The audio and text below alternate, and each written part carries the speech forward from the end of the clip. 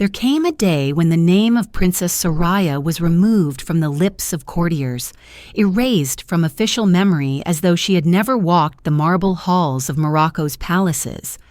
A princess once cherished, once feared for her daring spirit, was silenced not by death, but by the deliberate forgetting of those who could not forgive her rebellion.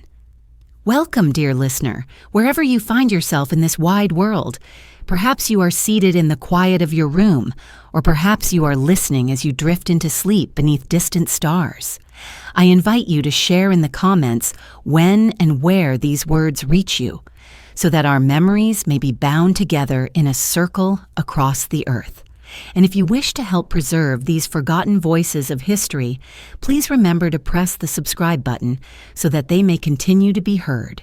Thus let us begin, not with the silence of her erasure, but with her birth, when the palace walls still held the promise of belonging, and the gardens still echoed with the laughter of a child who would one day defy them all. In the year when the air over Morocco was heavy with the scent of orange blossoms and the faint sound of prayer drifting from minarets, a child was born into privilege, her cradle gilded with expectation. She was given the name Soraya, a name that shimmered with promise, for in Persian it meant jewel, star, light in darkness. She was a daughter of royal lineage, bound by birth to a court that prized obedience, modesty, and silence in its women. Yet from the very beginning there was a spark within her that refused to bend so easily. The palace into which she was born was both haven and prison. Its walls of carved stone, cool in summer, cold in winter, shielded her from the roughness of the outside world, but also from its freedoms. Fountains trickled in shaded courtyards, jasmine twined along colonnades, carpets softened every footstep.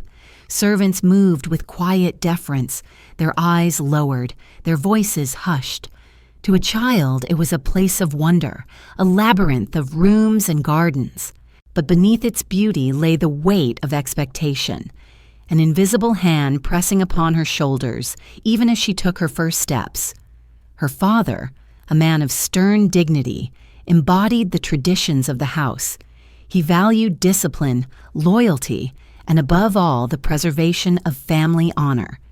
In his eyes, Soraya was not merely his daughter, but a vessel for the continuity of royal blood, a promise to be guarded until the day she could be joined to another in a marriage befitting her rank. Her mother, softer in manner yet no less bound to tradition, whispered to her of duty, of silence, of the virtues expected of women in their station.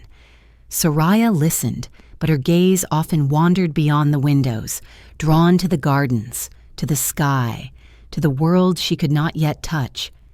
Even as a child, her spirit was restless.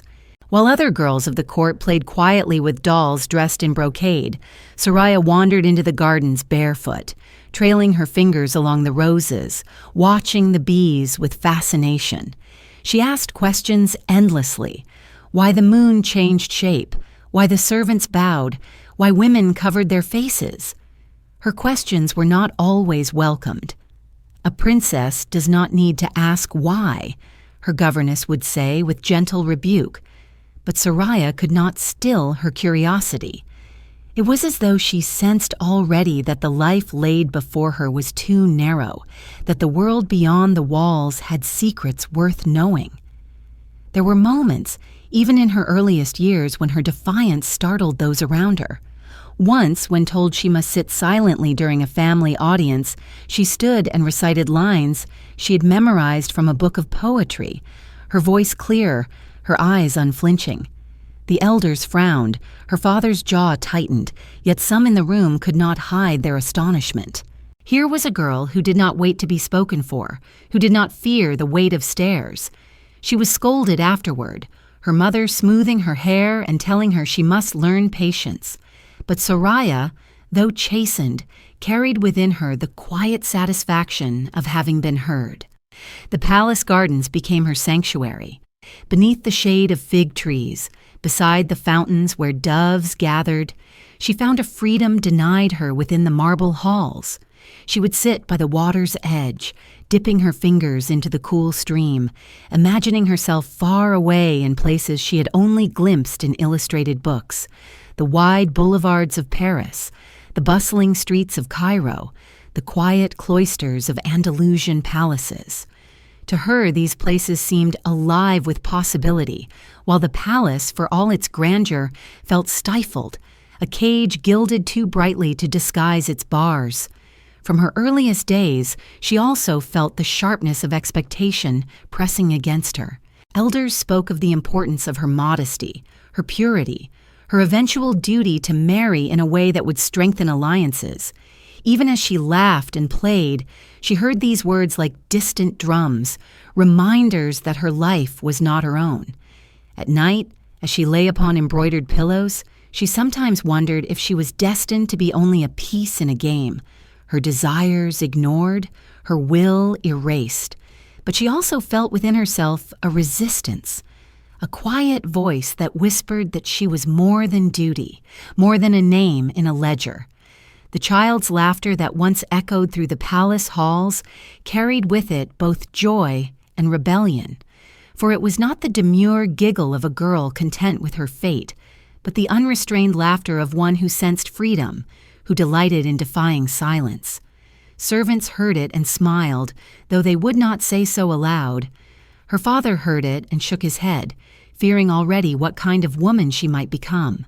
Her mother heard it and sighed, torn between pride and worry. Soraya herself did not yet know why her laughter seemed to disturb, why her questions unsettled, why her spirit felt both cherished and chastised. She only knew that she could not be other than what she was.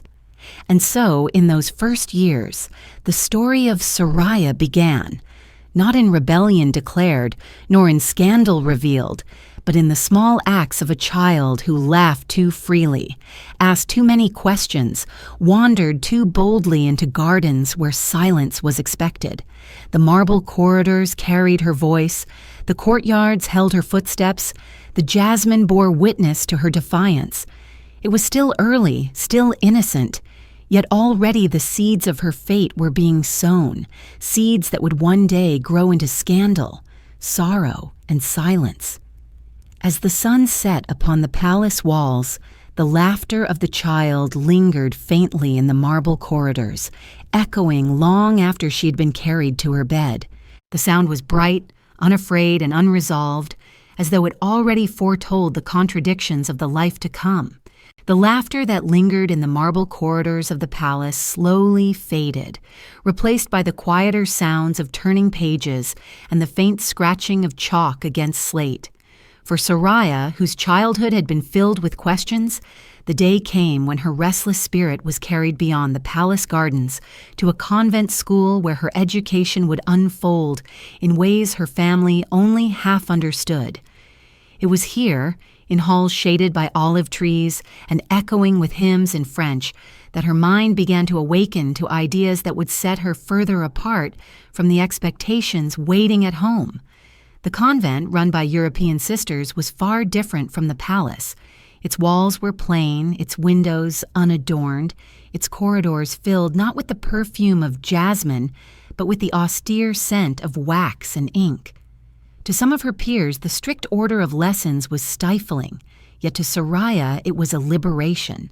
Here she was not only a princess, but a student, treated like the others, required to memorize, recite, and think. The discipline of the sisters was firm, yet within their structure lay a new kind of freedom, the freedom to ask, to learn, to imagine beyond the palace gates. She excelled quickly, her curiosity a flame that leapt from subject to subject. French literature stirred her most deeply. She read of Rousseau, of Hugo, of the poets who spoke of liberty, of the pain and beauty of the human heart. She copied their lines carefully into notebooks, whispering them to herself in quiet moments. Each phrase felt like a secret passed into her hands, a reminder that life need not be confined to obedience and silence. Philosophy, too, caught her spirit. Though its abstract questions puzzled her at first, she wrestled with ideas of duty and freedom, of self and society, wondering if the words she studied had anything to say to a princess whose path had been mapped long before she was born. History lessons revealed to her the rise and fall of empires, the struggles of nations, the lives of women who had dared to shape their fates. Jeanne d'Arc, Cleopatra, Catherine the Great. Their names ignited something in her imagination, a kinship across centuries. Could it be, she wondered, that a woman might bend the course of her life, even when born into constraint? Such questions stirred in her heart, even as her tutors urged modesty, reminding her that she was above all a daughter of Morocco, bound by tradition. The convent, though serious, was not without warmth. She found friendships among other girls, laughter shared in dormitories at night, whispers beneath the covers as they spoke of dreams, of futures, of love. Soraya listened with fascination, for her companions imagined ordinary lives, marriage to merchants, hopes for teaching, perhaps even a life devoted to the church. She, however, could not imagine such ordinariness, nor could she wholly picture the path expected of her at home. She was suspended between worlds, too royal for one, too restless for the other. Her governess visited often, reporting to her parents on her progress. "She is clever, perhaps too clever," the governess would say, half proud, half wary. Soraya's father listened, his face unreadable, while her mother asked if she was obedient, if she remembered her prayers, if she remained modest. Soraya herself answered dutifully when questioned, but within she knew that her thoughts were already wandering beyond the narrow answers expected of her. One day, in the school library, she found a book she had not been assigned, a worn volume of Baudelaire's poetry. She read it in secret, hiding it beneath her shawl, her heart quickening with each forbidden line. The verses spoke of longing, of beauty intertwined with sorrow, of rebellion against convention. She felt as though the words were speaking directly to her, naming desires she had not yet dared to voice.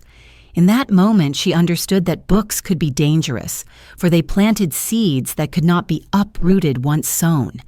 Yet she could not resist. Each page she turned was like a key, unlocking doors within her that had long been sealed. She carried the book back to the palace during holidays, slipping it beneath the embroidered pillows of her room, reading by the light of a small lamp while the rest of the household slept. If discovered, she would be scolded, perhaps forbidden, but she felt compelled, as though the words themselves were her allies, urging her toward a destiny that was not silence, but speech, not submission, but choice. At the convent, she also encountered the rituals of faith practiced with precision. The sisters led prayers in quiet chapels, their voices rising in Latin hymns that echoed softly against stone walls. Soraya, though respectful, felt herself an observer rather than a participant. She admired their devotion, their discipline, but she could not imagine binding herself wholly to their vows. Still, the chapel gave her moments of stillness, where she could reflect upon her own questions, where the candlelight flickered like the restless flame within her. Her education did not erase her heritage. Rather, it sharpened her awareness of it. She noticed how the sisters looked at her, a princess among them, exotic and distant, yet also familiar in her laughter and eagerness. She realized she was seen both as symbol and as girl, both as privileged and as lonely. This duality followed her always, the awareness that she belonged to many worlds and to none completely. By the time her schooling neared its end, Soraya had absorbed far more than lessons. She had tasted the sweetness of ideas, the intoxication of forbidden poetry, the companionship of equals. She had glimpsed a world where women might walk boulevards freely, where they might write, speak, choose. And she had returned each holiday to the palace, where silence still pressed upon her, where duty still loomed. The contrast grew sharper each year until it burned within her like a hidden ember. The image that lingers from these years is of a young girl seated at a wooden desk in a convent library, her small hands turning the pages of a forbidden book. Outside, the olive trees sway in the wind, their branches casting shifting shadows across the floor. Her lips move silently as she reads, her eyes alight with something fierce, something that cannot be contained. She hears the footsteps of a sister approaching, but she does not close the book. She only presses it flatter against the desk, her hand resting upon it as though to claim it, as though to declare without words that she will not let it go. The footsteps pass, the silence returns, and her eyes return to the page. The words shimmer before her like a doorway, beckoning her toward a life she does not yet know, but already longs to claim. The words shimmered before her like a doorway, and when she lifted her eyes from the page, she found herself staring through the narrow window of her chamber, its iron bars slicing the dusk into patterns of shadow. Beyond them, the evening spread in soft colors, rose fading to violet, the first faint star trembling above the horizon. It was in such hours when books lay closed and lessons gave way to silence that Soraya felt the restlessness of adolescence most acutely. She was no longer the child who laughed too freely in palace corridors, nor yet the woman she would become, but something between, a figure suspended in longing. Whispers of romance began to reach her ears, carried by cousins, by attendants, by the hushed conversations of young girls who spoke of glances exchanged, of letters hidden, of promises whispered at gates. Soraya listened, her heart quickening though she had little experience of her own. The idea of love intrigued her, unsettled her. Was it the fierce passion of the poets she had read in secret, or the quiet companionship her governess spoke of with approval? Was it duty, as her father implied, or freedom, as her own restless spirit suggested? The barred window at dusk seemed itself to embody the paradox, beauty beyond reach, yearning without fulfillment. She began to notice the presence of young men more acutely, the way they bowed at court, the way their eyes flickered toward her and then away, the way their voices carried both formality and unspoken curiosity. Among them were cousins, distant relatives, scions of noble families, their paths aligned with hers by the invisible threads of expectation.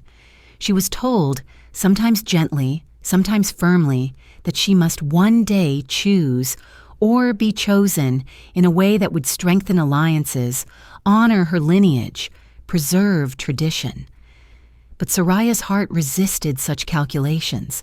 She wanted not an arrangement, but a spark, not duty, but recognition, the kind she had read of in novels smuggled from the convent library. At dusk, she would linger by the barred window, gazing at the garden where shadows deepened. She imagined figures walking there, a hand reaching for hers, a whispered vow exchanged beneath fig trees. Yet when footsteps actually approached, when voices stirred the silence, she withdrew, unsure of what was permitted, unsure of what she herself desired. Her longing was still more dream than action, more poetry than reality, but already it set her apart. For while her companions practiced modesty as armor, Soraya wore her yearning openly in her eyes, and those who looked upon her could not fail to see it. Rumors began to spread, as they always do in courts where leisure breeds talk. Some said she was too bold in her laughter, too direct in her gaze. Others hinted at secret admirers, at glances exchanged behind veils. Whether true or not, the rumors gained life of their own, carried from corridor to corridor until they reached the ears of elders who frowned. A princess must be modest, they whispered. She must not invite scandal. But Soraya, though aware of the whispers, did not bow to them. She continued to walk with head held high, continued to ask questions, continued to gaze out the barred window at dusk as though her eyes could pierce the horizon. Her first true encounter with romance, if it can be called that, was tentative and brief. A cousin, older by a few years, gifted her a book during a family gathering, a volume of poetry in French, wrapped in simple cloth. His eyes lingered on hers as he handed it to her, and she felt the flush of something new, something unspoken. She accepted the gift with a smile, tucking it beneath her arm as though it were contraband. That night she read it by lamplight, her heart racing not only with the verses, but with the thought that someone had seen her, understood her longing for words. Yet the gift was discovered by her governess, and questions were asked, sharp and insistent. Soraya denied impropriety, insisting it was only literature, but the book was taken from her, the cousin admonished. The incident faded, but the memory remained, a spark that taught her both the sweetness and the peril of desire. Adolescence deepened, and with it the contradictions of her life. She was dressed in silks, adorned with jewels, displayed at courtly ceremonies as a symbol of beauty and lineage. Yet beneath the finery she felt restless, almost imprisoned. She longed for conversations unguarded, for touches not forbidden, for choices made by her own heart. At times she envied the servant girls, who though bound by poverty were free to walk the markets, free to love without the crushing weight of alliance. At other times she envied the heroines of novels, who could defy family and tradition for the sake of passion. And yet she also feared the cost of rebellion, for already she sensed that those who defied too openly were not only scolded, but erased. The palace gardens, once her sanctuary, became both comfort and torment. She walked among roses and fountains, hearing the laughter of young men beyond the walls, smelling the smoke of fires where families gathered freely. She could not join them, for she was princess, bound by both privilege and prison. Still she dreamed. She wrote verses in secret, scribbling lines upon scraps of paper, hiding them in drawers, lines that spoke of yearning, of confinement, of love glimpsed only through iron bars. Her mother noticed the change in her, how her laughter had grown quieter, how her silences stretched longer, how her eyes seemed always to search for something beyond. "You are growing," her mother said softly, adjusting the veil upon her head. "And growing brings longing. But remember, my child, longing is not freedom."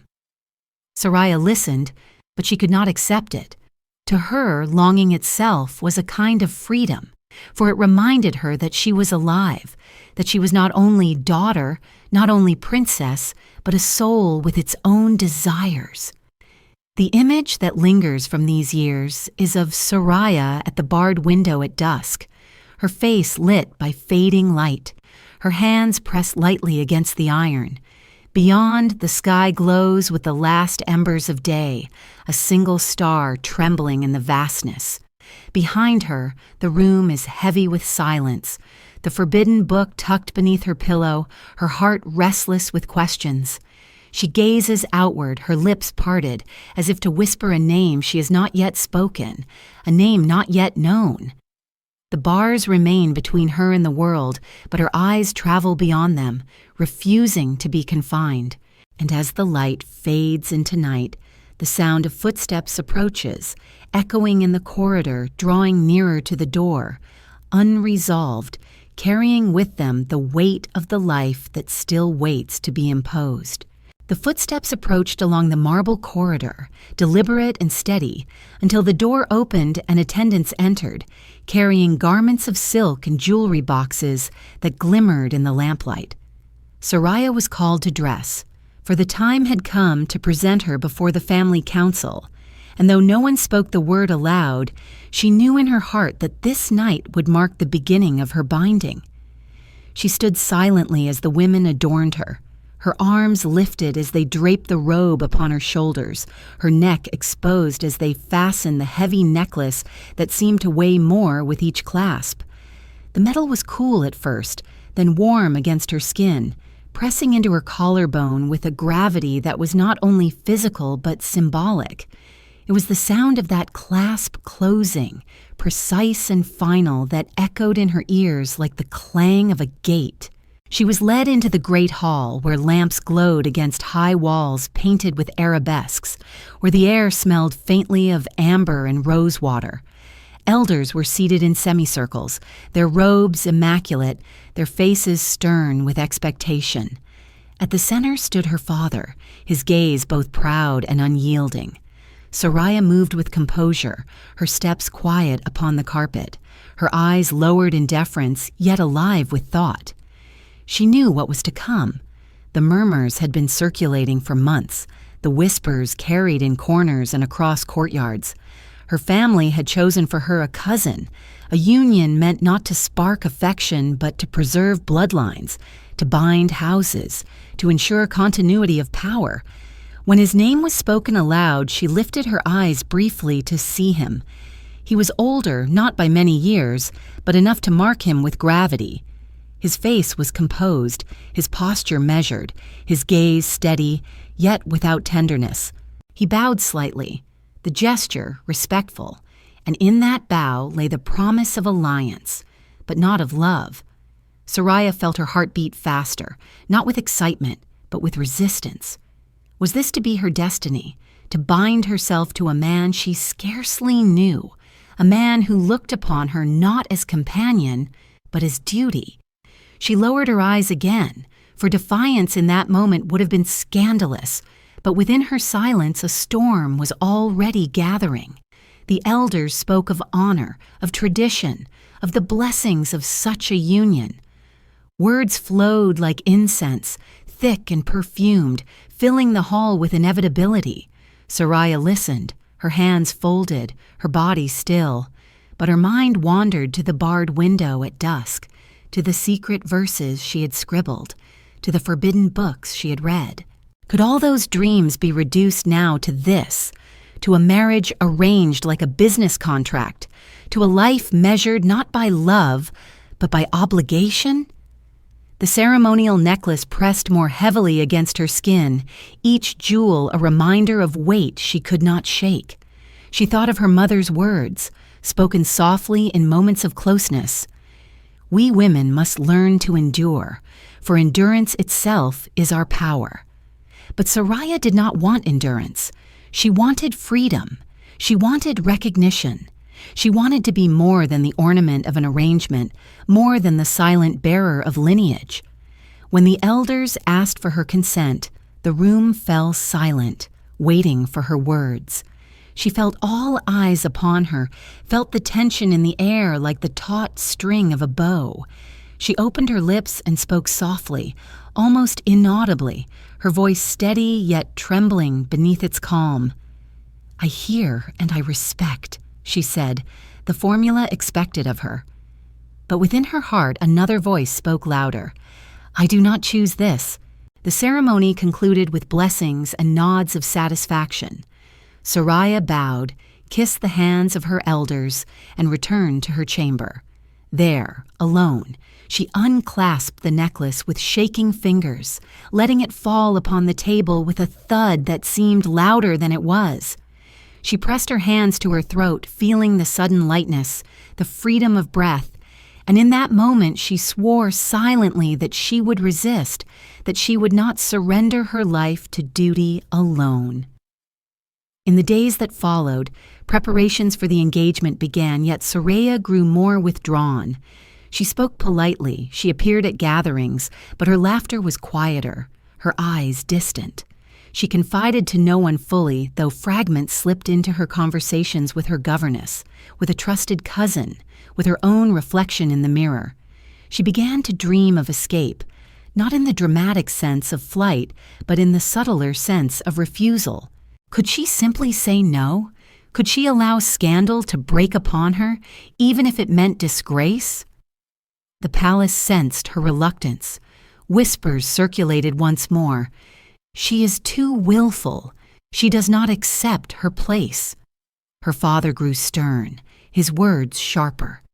"You will bring dishonor if you resist," he told her, his voice low, his eyes cold. "A princess does not choose. She is chosen."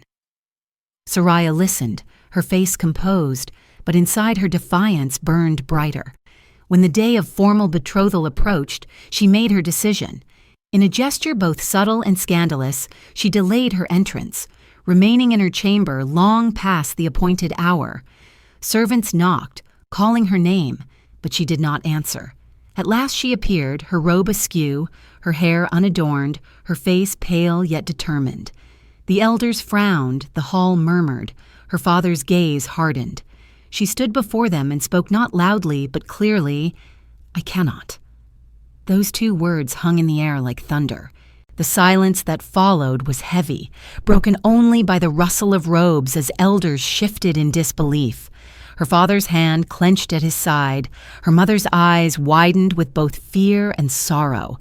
The cousin, silent, lowered his gaze, his pride wounded but his composure intact. Soraya remained still, her head lifted, her eyes unflinching. She knew the storm that would follow, but in that moment she felt a strange peace. For the first time she had spoken not the words expected of her, but the truth of her own heart. The betrothal collapsed in scandal. The elders whispered of rebellion, the court murmured of disgrace.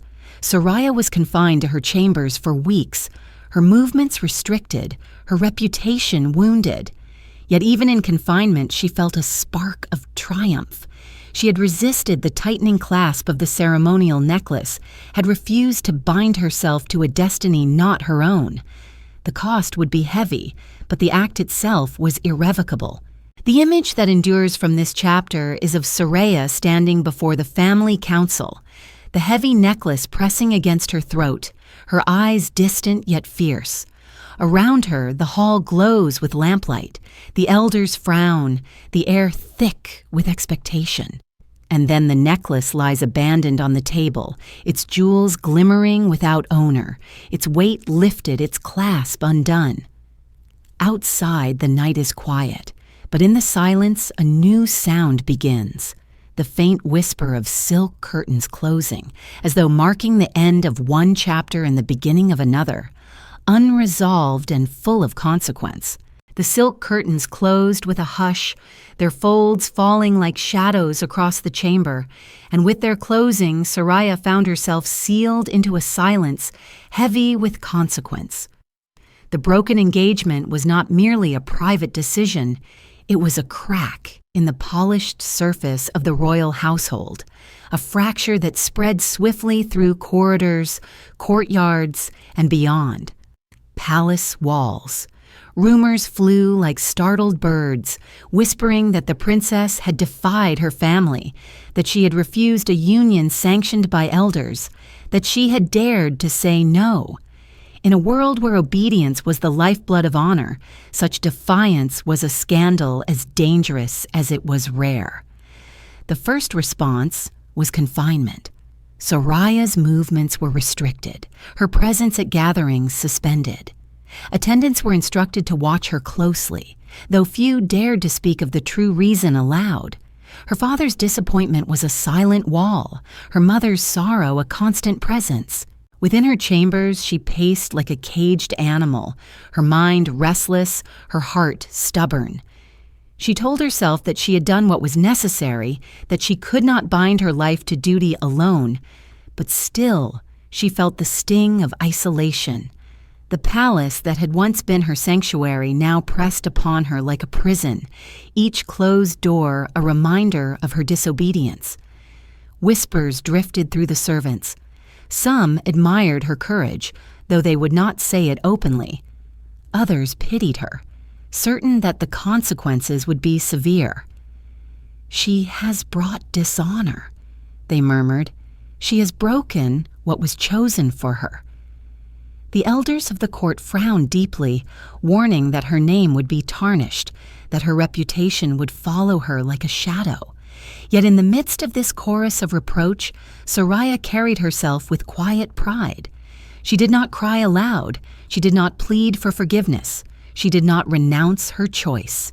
Instead, she allowed the scandal to swell around her, like a storm through which she would simply endure. At night, she returned to her secret writings, the scraps of verse she had hidden from view. Her words grew bolder now, infused with both sorrow and defiance. She wrote of cages gilded too brightly to disguise their bars, of roses admired for beauty, yet cut at their stem, of women bound to duty when their souls longed for flight. The act of writing became a kind of resistance, a way of shaping her inner truth even when her outer life was confined. She tore many of the pages after writing, fearful they would be discovered, but even the act of tearing gave her satisfaction. For the words had lived, if only for a moment, and in that moment they had freed her. The scandal spread beyond the palace. In salons and markets her name was whispered. Some called her reckless, others bold. To the common people she became a figure of curiosity, a royal woman who had dared to refuse. Some admired her spirit, others condemned her for arrogance, but all spoke of her. And in that speaking, her defiance became legend, even as the palace sought to quiet it. Her father, stern and unyielding, attempted to arrange another match, hoping to repair the breach. Suitors were suggested, discussions were held, but none moved forward. Soraya's resistance was now known, and even those who might have wished to marry her hesitated, wary of aligning themselves with scandal. The elders muttered that she was cursed with stubbornness, that no man would risk such defiance. Yet Soraya herself did not fear this. The prospect of freedom, however shadowed by loneliness, seemed to her preferable to a life lived in chains. Her mother visited her one evening, sitting quietly upon the edge of her bed, her hands folded in her lap. "My daughter," she said softly, "the world is not kind to women who refuse. You must be careful. You have courage, but courage has a cost." Soraya listened, her heart torn between love for her mother and her resolve to remain herself. "I cannot," she whispered in reply, repeating the words that had already changed her fate. Her mother sighed, smoothing her hair with a trembling hand, as though trying to soothe a wound that could not be healed. The palace, unable to silence the whispers, sought instead to contain them.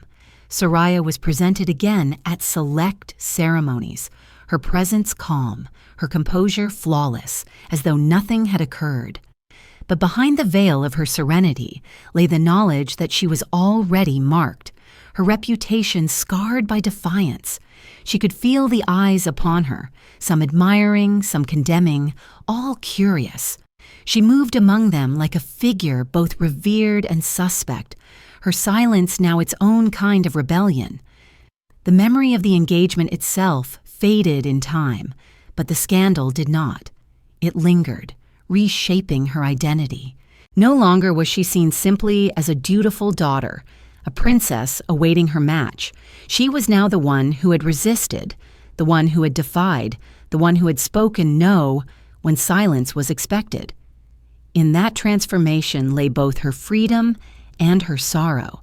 For though she had won a measure of independence, she had also lost the easy acceptance of her world, and her future now unfolded in shadows of suspicion. The image that lingers from this chapter is not of the ceremony that never was, nor of the cousin left without a bride, but of Soraya herself standing alone in her chamber, the silk curtains drawn, her hands resting upon the table where the ceremonial necklace lay abandoned. The jewels glimmer faintly in the lamplight, beautiful yet cold, symbols of a duty she has refused. Her eyes are steady, her shoulders unbowed, yet in the silence one can sense both triumph and sorrow, rebellion and loneliness. The curtains rustle faintly in the night air, as though whispering of the storm of rumor and scandal now gathering beyond the walls.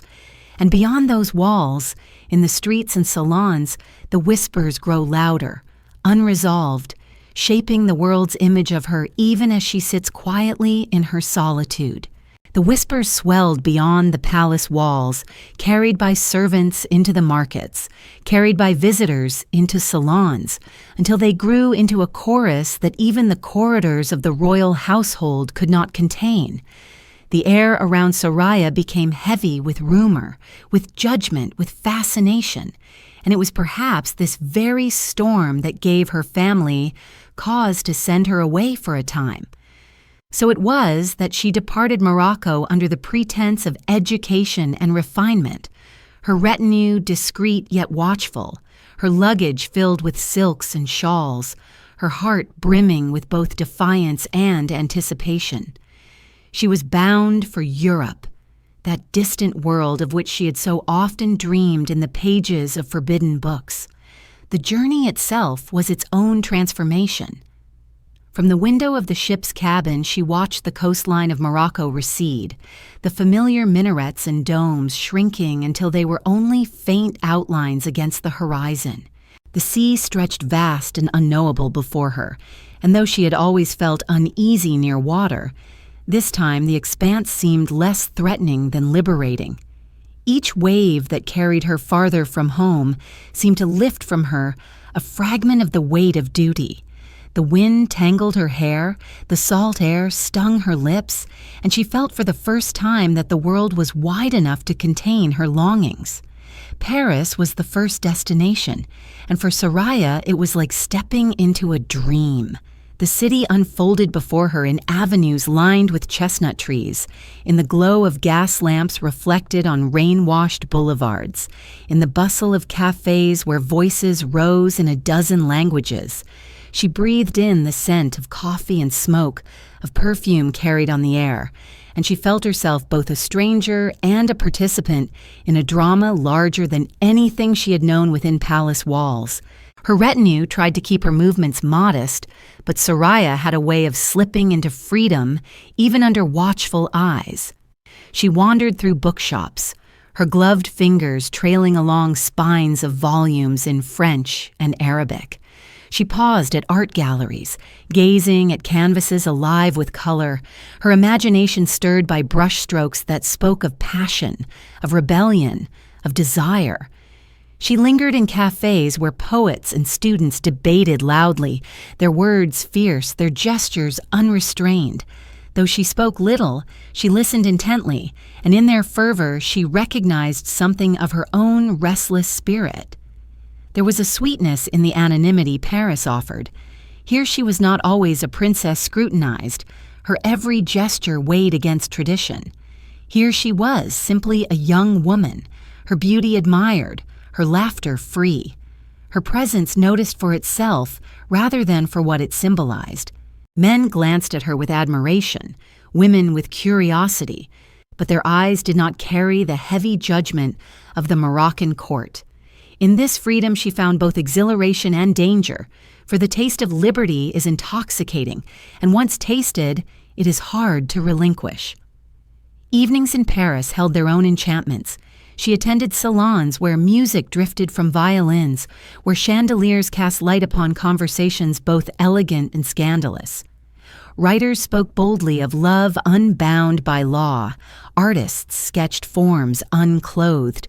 Women smoked and laughed without veils. Soraya watched, fascinated, her own upbringing clashing with the spectacle before her, yet unable to resist its allure. She asked herself if this was decadence or liberation, if it was corruption or truth, and in her heart she leaned toward truth, for in these gatherings she sensed an honesty she had rarely known. People living as they chose, not as tradition demanded. Still, she remained aware of the eyes upon her, Her guardians whispered caution, reminding her of her position, of her family's watchfulness even across oceans. Letters arrived from Morocco, stern and insistent, urging her to remember who she was, warning her against the temptations of the West.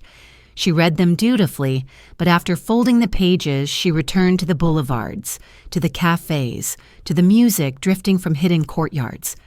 Each step she took upon Parisian stones deepened the divide between the life expected of her and the life she was beginning to imagine for herself. One evening, she sat alone at a cafe terrace, the air cool with rain, the lamps casting halos upon the wet pavement.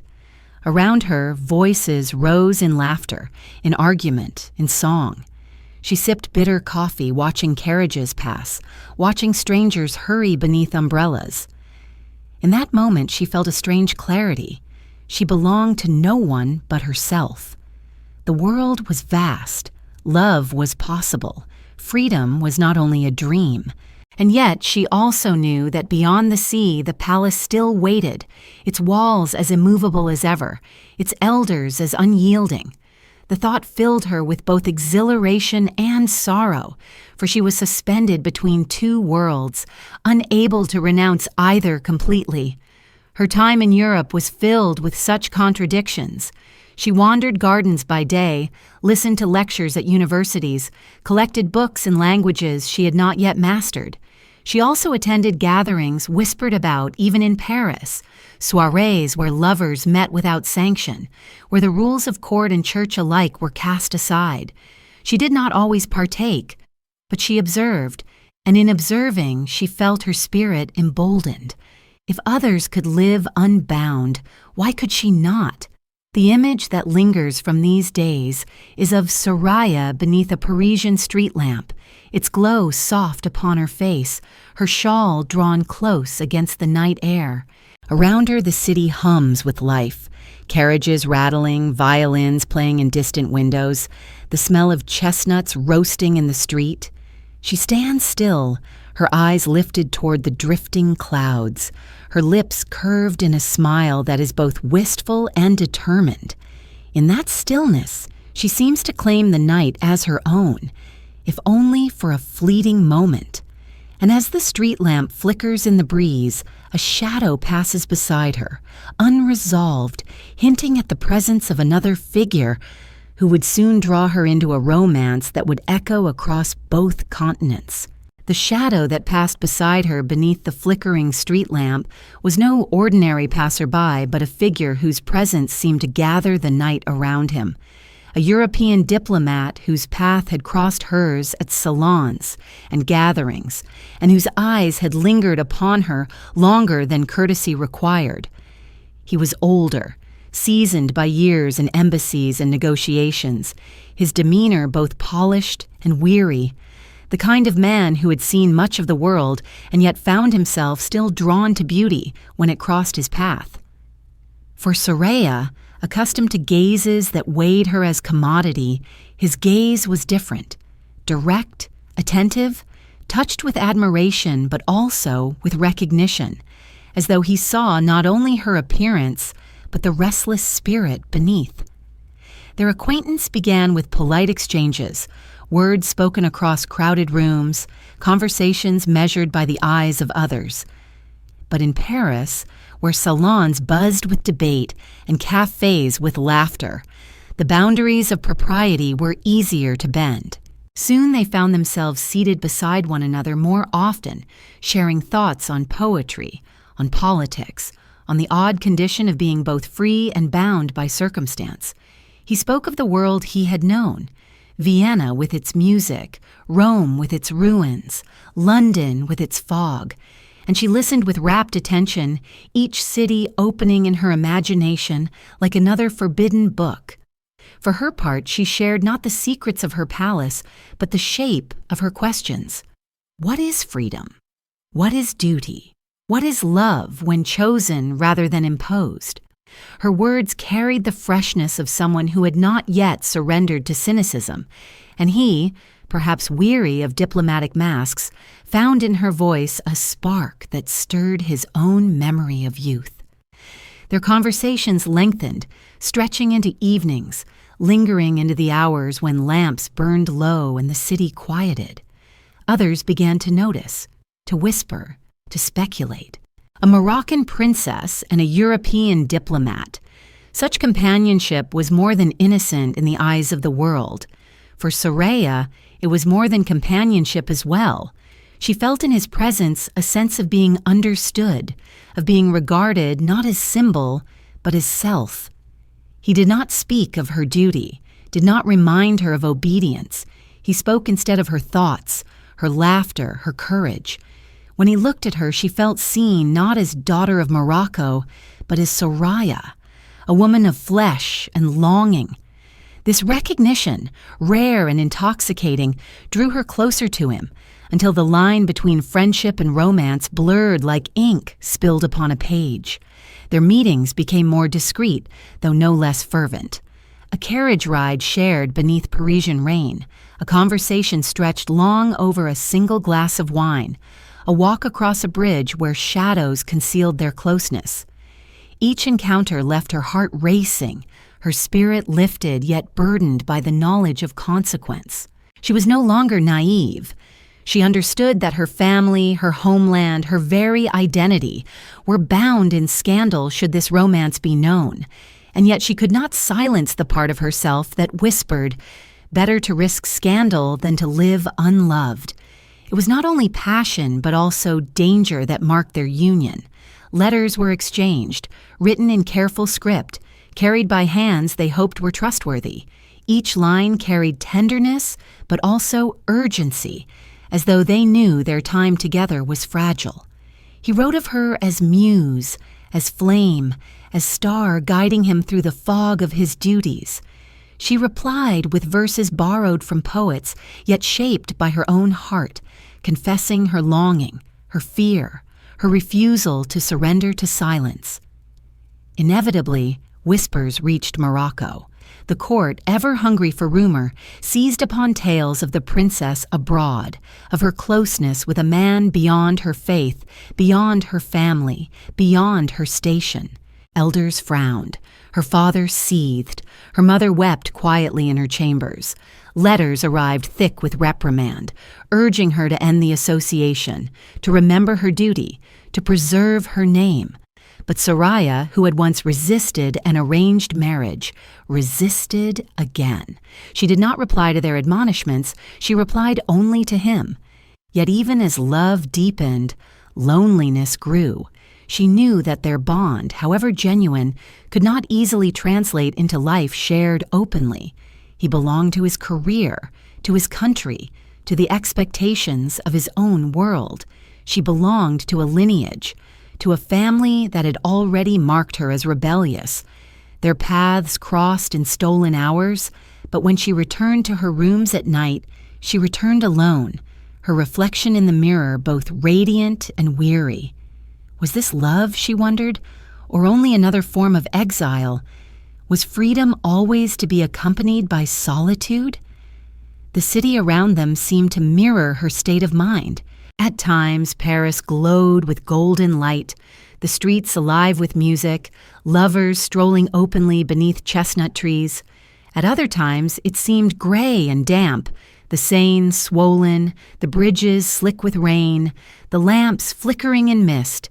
Love itself felt this way to Soraya, at once luminous and shadowed, a source of joy yet also of fear. She carried its secret like a jewel concealed beneath her garments, precious yet heavy, admired yet dangerous. The image that endures from this chapter is of Soraya standing with him upon a bridge at dusk, the Seine flowing dark and swift beneath them.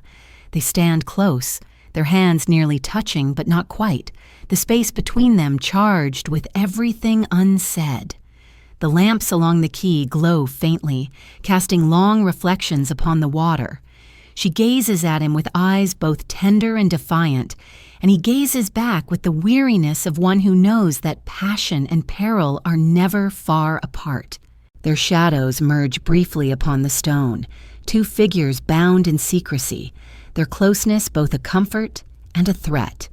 And as the river flows beneath them, carrying its waters toward the unseen sea, so too does their romance flow forward, unresolved, carrying with it the certainty that whispers at home will grow louder, that scandal is not far behind. The Seine flowed beneath the bridge, carrying its waters into darkness, and so too did the story of Soraya's romance begin to flow far beyond the quiet streets of Paris. Whispers that had first circled in salons and cafes now traveled across seas, borne by letters, by envoys, by the invisible web of gossip that binds courts together across continents. By the time her name was spoken once more in the corridors of the Moroccan palace, it was no longer with curiosity, but with disapproval. For what is whispered in Paris is scandal in Rabat, and what is tolerated abroad becomes danger at home. The royal court, accustomed to guarding its reputation as tightly as its jewels, did not easily forgive what it perceived as transgression. Soraya's closeness with a European diplomat was not merely a matter of affection, but of politics, of faith, of honor. To the elders, it suggested a betrayal of lineage, a loosening of boundaries that had been enforced for generations. Her father, upon hearing the reports, grew silent and cold, the veins at his temple throbbing with restrained anger. Her mother, though grieved, could not defend her daughter openly. Instead, she prayed in silence, torn between maternal love and the weight of duty. Soraya herself, still in Europe, sensed the storm even before the letters arrived. The tone of her guardians shifted, their glances grew sharper, their words more insistent. At gatherings, she noticed their eyes upon her, measuring her distance from him, noting every glance exchanged, every moment lingered. And yet she could not surrender the flame that had been kindled. To give it up would be to return to the silence of duty, to the gilded cage from which she had already once escaped. The letters from Morocco arrived, heavy with reproach. Her father's words were stern, each line an accusation, each phrase a warning. "You are dishonoring your name," he wrote. "You are jeopardizing what has been entrusted to you. Remember who you are. Remember where you come from." Soraya read the letters in silence, her heart torn between grief and defiance. She folded them carefully, placed them in a drawer, and returned to the streets of Paris, where freedom still shimmered like light on wet cobblestones. But the rumors would not be contained. In Morocco, they grew larger with each retelling, adorned with embellishments, sharpened by suspicion. Some claimed she had already promised herself to the diplomat, others that she had abandoned her faith entirely, still others that she was plotting to escape forever. None of these stories were true, yet truth mattered little once scandal had been born. In the palace corridors, her name was spoken with frowns, her future discussed with resignation, as though she had already passed from princess to pariah. For Soraya, the weight of these whispers was both painful and strangely liberating. Painful, because she knew her family's love for her was now shadowed by disappointment, that her place within the court was slipping. Liberating, because with her reputation already stained, she felt less bound to the expectations she had once feared. What more could they take from her that they had not already taken? She walked Parisian streets with a freer step, aware that scandal had already claimed her name, and so she might as well live the truth of her heart. Still, loneliness pressed upon her. The diplomat, though devoted in his way, carried his own burdens: diplomatic duties, political caution, the knowledge that their bond, however sweet, was precarious. He could not promise her a future without risk, and she could not promise him a life without exile. Their meetings grew tinged with sorrow, as though each embrace carried within it the shadow of its ending. Yet even in sorrow, Soraya clung to the flame, for it was hers, chosen, claimed against the world. Back in Morocco, the court moved decisively.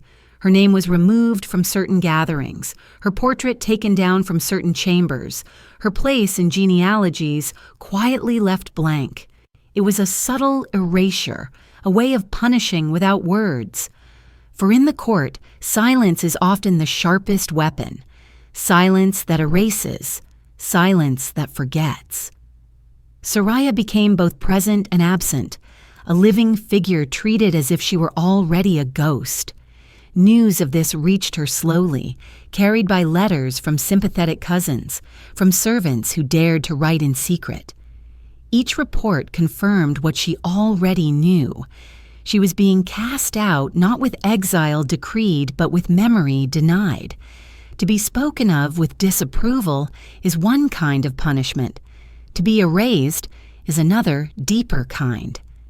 She pressed these letters to her heart, weeping at times, laughing at others, for what else could she do? She had chosen love, and the price of love was silence. The image that lingers from this chapter is of Soraya seated at a desk in her Parisian apartment, a lamp burning low, letters scattered before her. Some bear her father's stern words, others her lover's tender lines, still others the worried notes of friends who urge her to return, to repent, to preserve what remains. Her hand rests upon the pile, her face half in shadow, her eyes reflecting both grief and defiance. Outside, the rain falls upon the cobblestones, the lamps flicker, the sound of carriages fades. She is caught between worlds, neither fully in one nor the other, her name whispered abroad as scandal, her image at home already dissolving into silence. And as the rain taps against the window, the scrape of a pen is heard. Someone in the Moroccan court striking her name from a ledger, the ink drying into permanence, unresolved, leaving only absence where once there had been promise. The scrape of the pen across the ledger echoed more loudly in Soraya's mind than the carriages upon Parisian streets. For once a name is struck, even in ink, the act reverberates beyond parchment. It was with that weight pressing upon her that she returned at last to Morocco, her heart still warm with memories of Paris, but her place at home colder than the marble floors that awaited her. The journey back across the sea was heavy with silence. She stood at the ship's railing, staring at the waves as if they might answer the questions she carried. Could she belong once more? Could the palace forgive? Or was she to live now in a twilight state, neither cast out fully nor welcomed completely? When she arrived, there was no grand reception. The palace gates opened with their usual ceremony, but the air within was subdued, as though a hush had fallen upon the very walls. Servants bowed, their eyes lowered, yet she sensed hesitation in their gestures, as if they were unsure whether to greet her with joy or pity. Her father did not appear. Her mother received her with a tender embrace, but her eyes were clouded with sorrow. Soraya understood then that her home was no longer her refuge. It had become instead a space of scrutiny, a place where her every step reminded others of what had been whispered abroad. She was not banished outright, but her presence was quietly curtailed. No longer did she attend every council. No longer did her name appear in the planning of ceremonies.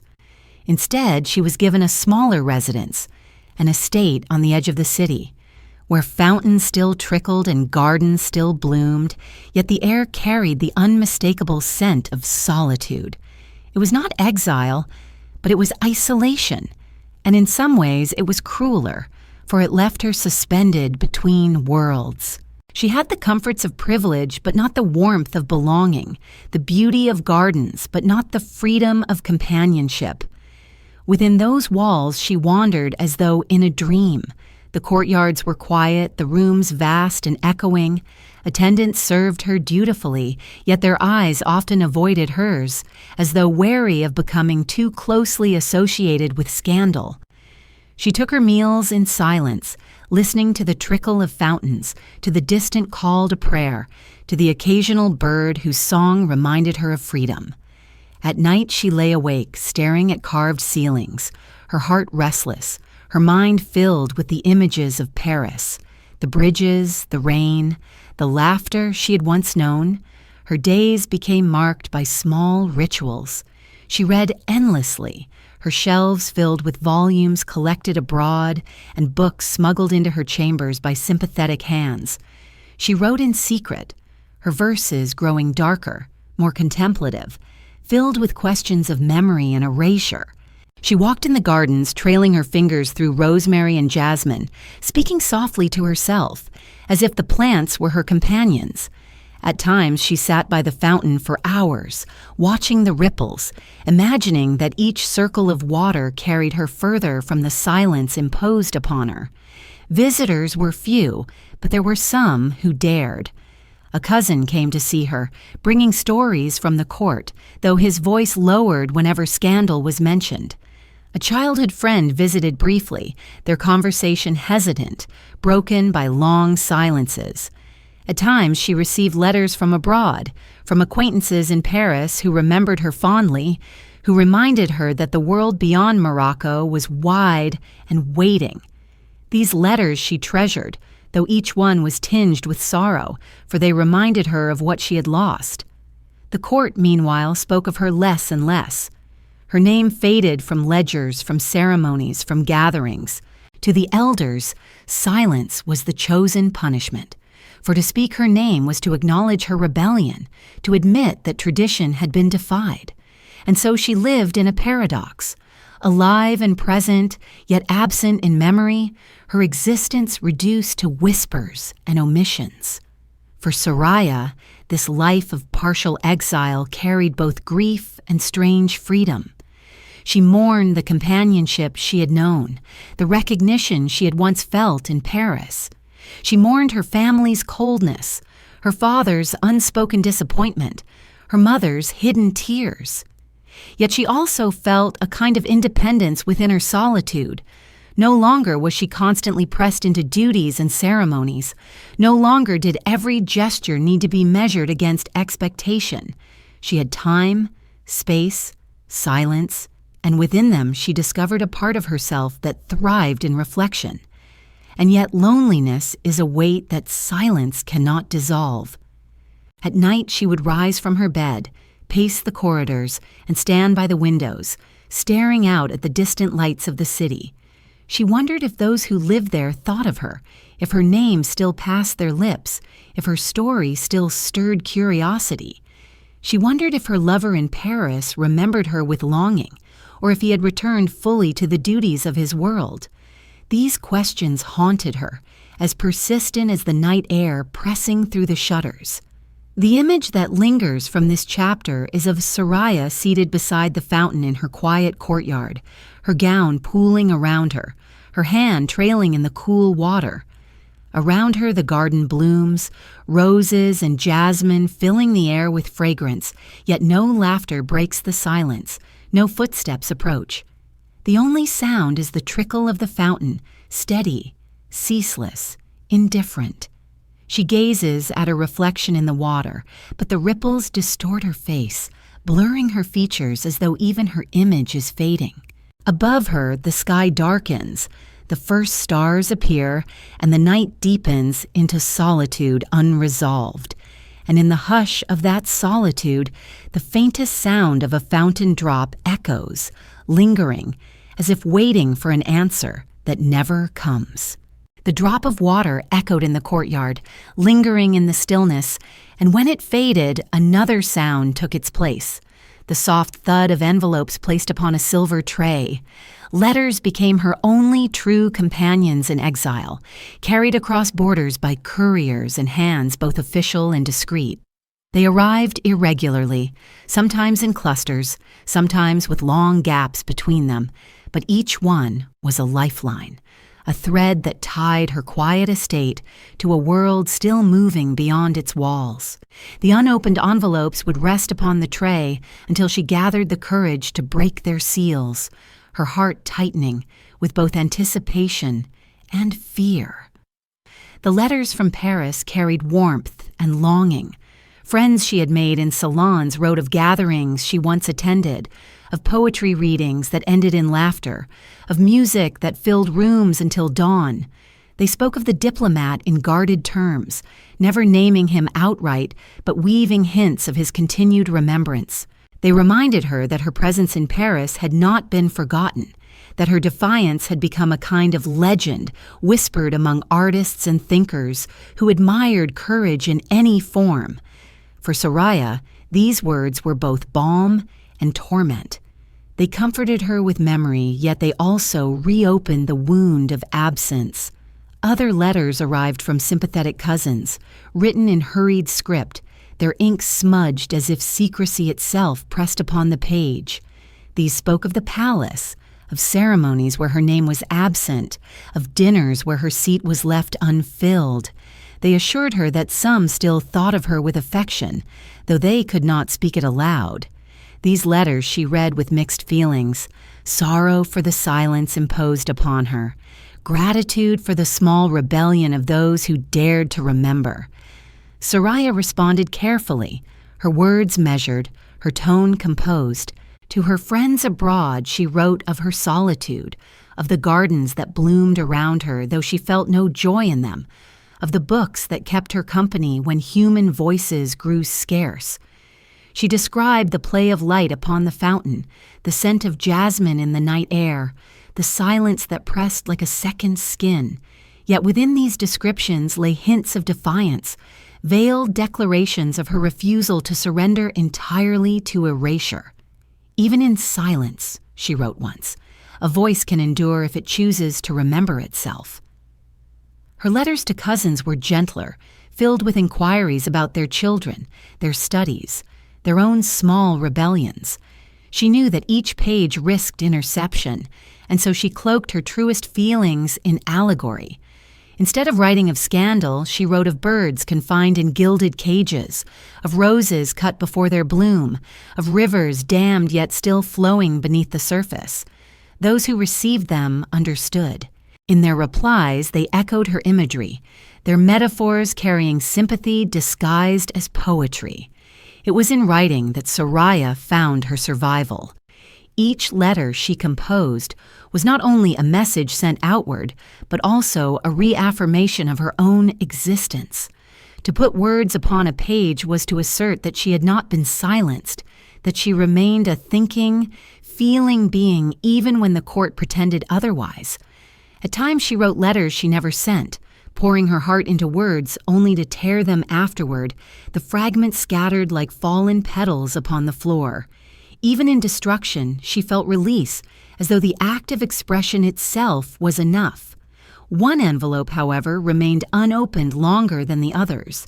It bore no familiar hand, only a seal she recognized from Europe. She placed it upon her desk, staring at it for days, her fingers brushing its edges but never breaking it. Perhaps she feared its contents. Perhaps it contained farewell. Perhaps it contained news that her diplomat had moved on. Perhaps it held silence in words. At last, one night when the moon was high and the fountain's trickle sounded like a heartbeat, she broke the seal. The letter was brief, restrained, diplomatic even in its tenderness. He spoke of duties, of distance, of remembrance without promise. Soraya read it once, twice, then folded it carefully and placed it back upon the tray. She did not weep. She only sat in silence, the weight of inevitability settling upon her like the cool night air. From that night onward, her letters grew more contemplative, less filled with longing and more with reflection. She wrote not of reunion, but of memory, not of love fulfilled, but of love as a force that shapes, even in absence. Her words carried wisdom now, the wisdom of one who has lost much but refuses to surrender entirely. Those who read her letters felt this shift, and some later said that her exile, though sorrowful, gave her a depth that no court ceremony could have offered. The image that lingers from this chapter is of the unopened envelope resting upon a silver tray, the lamplight catching its seal, its edges sharp against the polished surface. Around it lie other letters, opened and read, their pages folded, their ink smudged with the touch of her hands. Soraya sits before them, her gaze steady, her fingers tracing the unopened one as though it contains both her past and her future. The fountain murmurs in the courtyard, the night stretches silent beyond the shutters, and her reflection in the window seems to be waiting, unresolved for the words she has not yet chosen to write. And in that waiting, the sound of the fountain drop returns once more, steady, reminding her that time continues, indifferent, carrying both memory and forgetting forward. The unopened envelope rested upon the silver tray, its seal unbroken for days. And when at last Soraya turned her eyes away from it, she found herself summoned once more toward the palace, not to be restored fully to favor, but to appear in ceremonies where absence had become more conspicuous than presence. It was as though the court, having struck her name from ledgers, now sought to use her image as a mask, a reminder that she still belonged even while she was denied. She returned reluctantly, the weight of expectation pressing upon her like the necklace she had once refused, her heart uncertain whether the palace doors were reopening to embrace her or only to remind her of the walls that still confined her. The marble halls had not changed, though to Soraya they seemed colder now. She walked their corridors with steps measured, her veil drawn, her eyes lowered not in submission but in calculation. Silence, once her punishment, became her shield. In gatherings she said little, answered questions with brevity, allowed others to interpret her composure as they wished. Where once she had been rebuked for speaking too boldly, she now learned the art of saying nothing, and in that nothingness she discovered a new kind of power.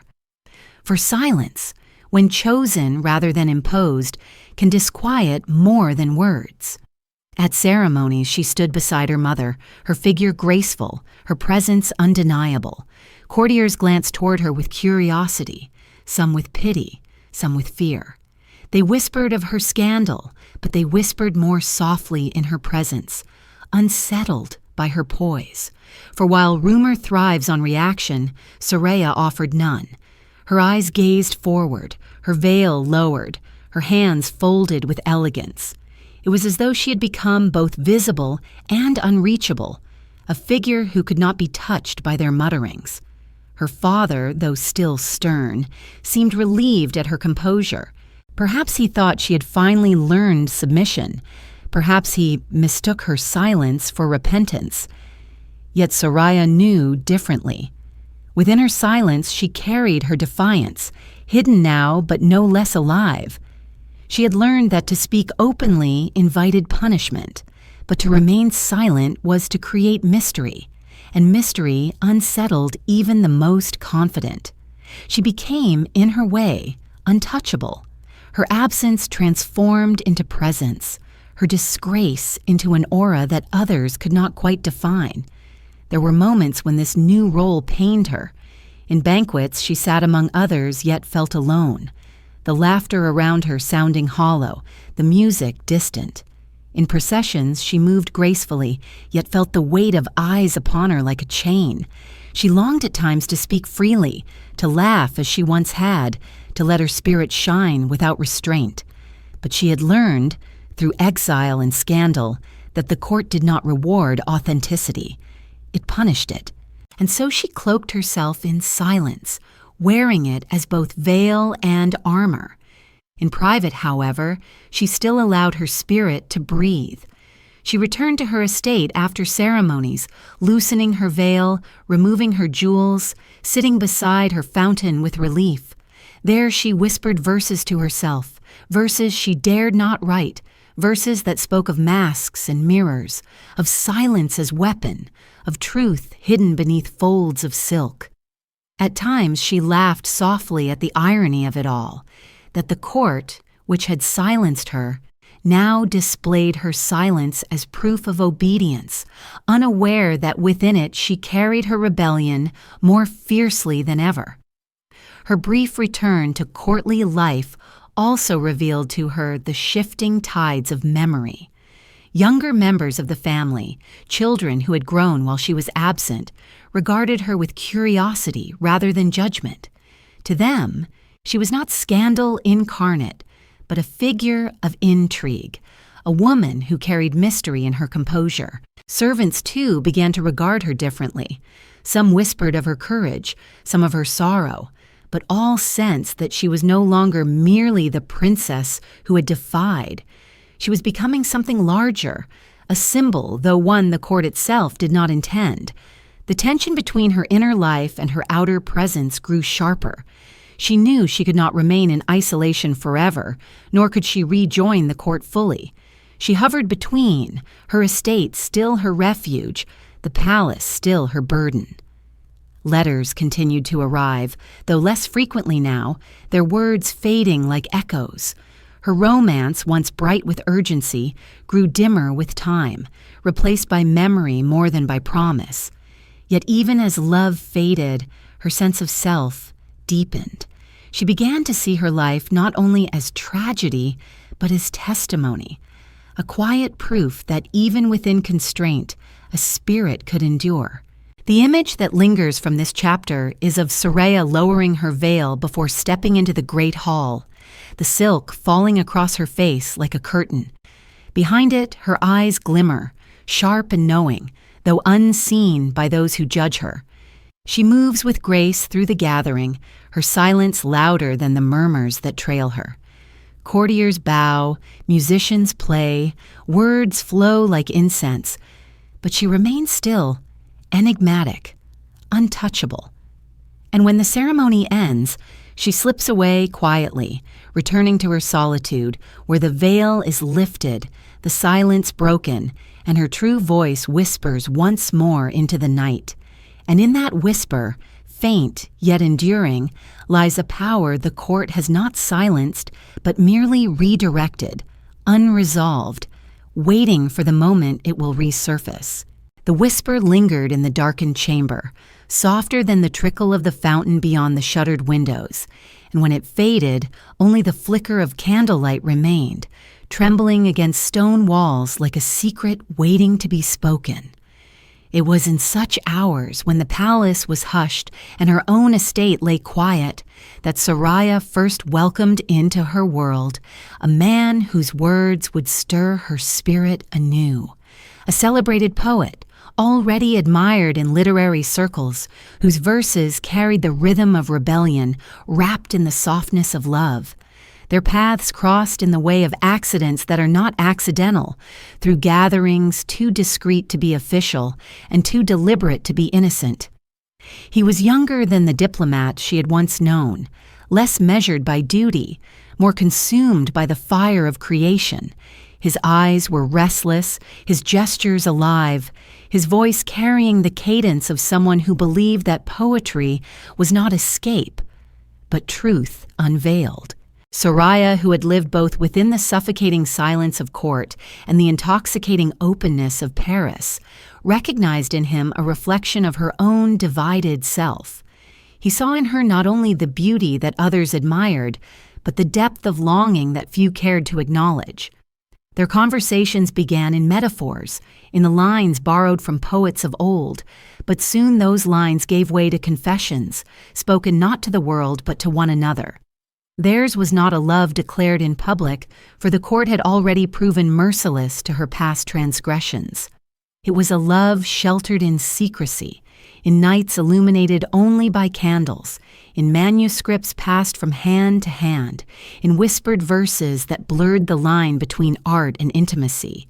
He wrote of her not by name but by image, the rose blooming in shadow, the bird that refused the gilded cage, the flame that endured despite wind. She, in turn, responded with her own words, though hers remained hidden, locked in drawers, written upon scraps she feared to share. In their union, creation became a form of rebellion, passion became a form of survival. The danger was never absent. Each meeting required caution, each letter demanded secrecy. Attendants could not always be trusted, and the walls of estates had ears as keen as the courtiers themselves. Soraya knew that discovery would not only renew scandal, but magnify it. For to fall once into rumor is misfortune, but to fall twice is to become legend for all the wrong reasons. Yet even with danger pressing against her, she chose the flame. For what was life, she reasoned, if lived only in silence, only in fear? Better to risk with love than to endure without it. Nights with him unfolded like verses of their own. They would sit in the glow of a single candle, the air scented with ink and smoke, their words weaving between laughter and sorrow. He would recite his newest lines, his voice low yet fervent, his eyes fixed upon hers. She would listen, sometimes smiling, sometimes trembling, her own thoughts spilling forth in response. At times he reached for her hand, and she allowed it, her fingers lingering upon his, as though touching the very page upon which his poems were written. There was tenderness in these gestures, but also urgency, the awareness that each moment could be the last before discovery. For Soraya, the affair was not only love, but vindication. After years of being silenced, erased, confined, she found in him a witness to her true self. He did not demand obedience. He did not measure her worth by duty. He did not weigh her against scandal. He accepted her as she was, a woman both privileged and wounded, both rebellious and weary. In his presence, she rediscovered her laughter, not the reckless laughter of childhood, but the softer laughter of recognition. It was as though his verses unlocked within her the part of herself that had been sealed away by silence. Yet passion, like poetry, can never be contained indefinitely. Whispers began once more, faint at first, carried through corridors by those who noticed her absences, her guarded expressions, the glances exchanged at gatherings. Some dismissed it as speculation, others sharpened it into accusation. The court was ever ready to seize upon rumor, and though her liaison remained cloaked, the very hint of impropriety was enough to revive old judgments. Soraya knew the risk grew greater with each passing day, yet she could not bring herself to end it. For to end it would be to return once more to the hollow safety of silence, and she had endured too much silence already. The image that lingers from this chapter is of candle wax dripping slowly onto a manuscript, the flame flickering as two figures sit close, their faces half in light, half in shadow. The poet's hand rests upon the parchment, ink still wet with words meant for her alone. Soraya's hand hovers above it, her fingers trembling as though deciding whether to touch the poem or the man. The air is heavy with both tenderness and danger, the kind that makes silence seem louder than speech. Outside, the night presses against the shutters, indifferent to their secrets, unresolved in its watchfulness. And as the candle flame bends briefly in the draught, its light flaring and dimming, it seems to foreshadow the discovery that would soon cast their verses into scandal, and her name once more into peril. The candle flame bent in the draught, flickered high, then dimmed low, and in that fragile moment of trembling light, it was as though the world itself had shifted, tilting toward discovery. Secrets, no matter how carefully guarded, carry their own gravity. They draw attention, they leak through gestures and silences, they betray themselves in the softness of a gaze or the tremor of a hand. For Soraya and the poet, the night of verses and candle wax could not remain hidden forever. The court, hungry always for stories to sustain its power, began to piece together fragments, and soon suspicion hardened into accusation. It began with whispers. Servants noted the hours she kept, the letters exchanged, the candle-lit visits that stretched into dawn. Courtiers remarked upon the brightness in her eyes, a brightness they said could not come from solitude alone. The poet, though discreet, had enemies who envied his acclaim, and in their envy, they fed the embers of rumor until they grew into flames. By the time the matter reached her father's ears, it was no longer speculation but certainty, shaped by repetition into truth, whether or not proof existed. The accusation struck Soraya not with surprise, but with inevitability. She had known the risk. She had felt it each time she lifted her veil in secret, each time she lingered by the poet's side. When her father's envoys arrived, their faces grim, she did not resist. She returned to the palace where judgment awaited, the marble halls echoing not with music, but with condemnation. Her mother met her in private, her embrace trembling, her eyes filled with tears. "Why must you always choose the path that wounds you?" she whispered. Soraya had no answer, only silence, for she knew that to follow her heart was both her salvation and her undoing. The court was merciless. Elders spoke of betrayal, of dishonor, of a princess who had once again chosen scandal over duty. The poet was denounced as corrupter, as reckless, as unworthy of her station. His verses, once admired, were now deemed dangerous, his name whispered with contempt where once it had been spoken with praise. He vanished from gatherings, some say fleeing into obscurity, others claim silenced by force. Soraya never saw him again. His absence was more cruel than any judgment, for absence cannot be reasoned with, cannot be pleaded against. It is final, like a page torn from a book and burned. Soraya herself was confined, not in the gentle solitude of her estate, but in the harsher walls of the inner palace, where every step was monitored, every word measured, every silence interpreted as defiance. She was questioned, pressed to confess, to renounce, to repent. Yet she remained steadfast in her composure. She did not deny, nor did she openly admit. She offered only the dignity of silence, allowing others to shape her guilt without her participation. This silence unsettled them, for it robbed them of the satisfaction of contrition. A woman who weeps can be forgiven, but a woman who remains calm cannot be controlled. The punishment was swift.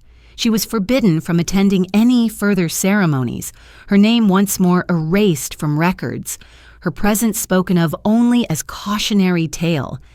The gates of the palace closed against her with a finality that echoed in her memory long after the moment itself had passed. She returned to her estate, but this time it felt less a refuge and more a cage. The air heavy with finality, the gardens too quiet, the fountains trickle a reminder not of peace but of confinement. Loneliness deepened, sharper now than ever. For in her earlier scandals she had at least carried the memory of companionship, of love once alive. Now even that memory was shadowed by loss. The poet's verses remained, scattered in her drawers, folded between books, ink fading slowly with time. She read them at night, her fingers tracing the words, her heart tightening with the knowledge that they belonged to a world she could no longer touch. To love a poet is to live in echoes, and Soraya now lived surrounded only by echoes. The court, satisfied in its punishment, moved on to other matters. Yet her name did not vanish entirely.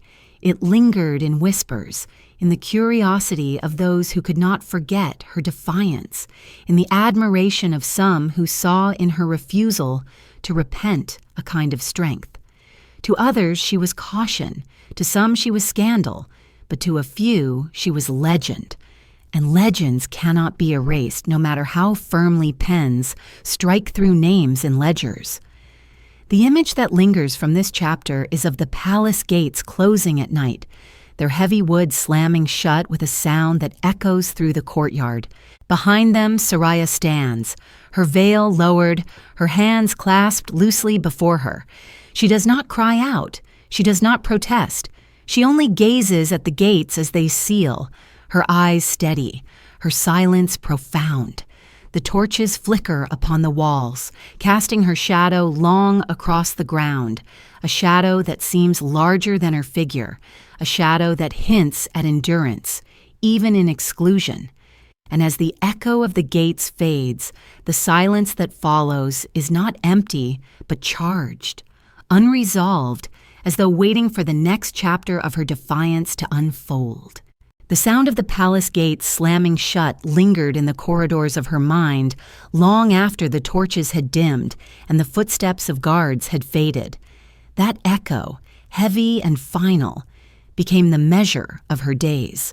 For in the court of Morocco, punishment was not always banishment by decree, nor the spectacle of trial and condemnation, but something subtler, sharper, and more enduring: erasure. Soraya, once paraded as a jewel of lineage, was now spoken of less and less, her name omitted from lists, her presence erased from ceremonies, her story left unspoken in gatherings where it once had shone.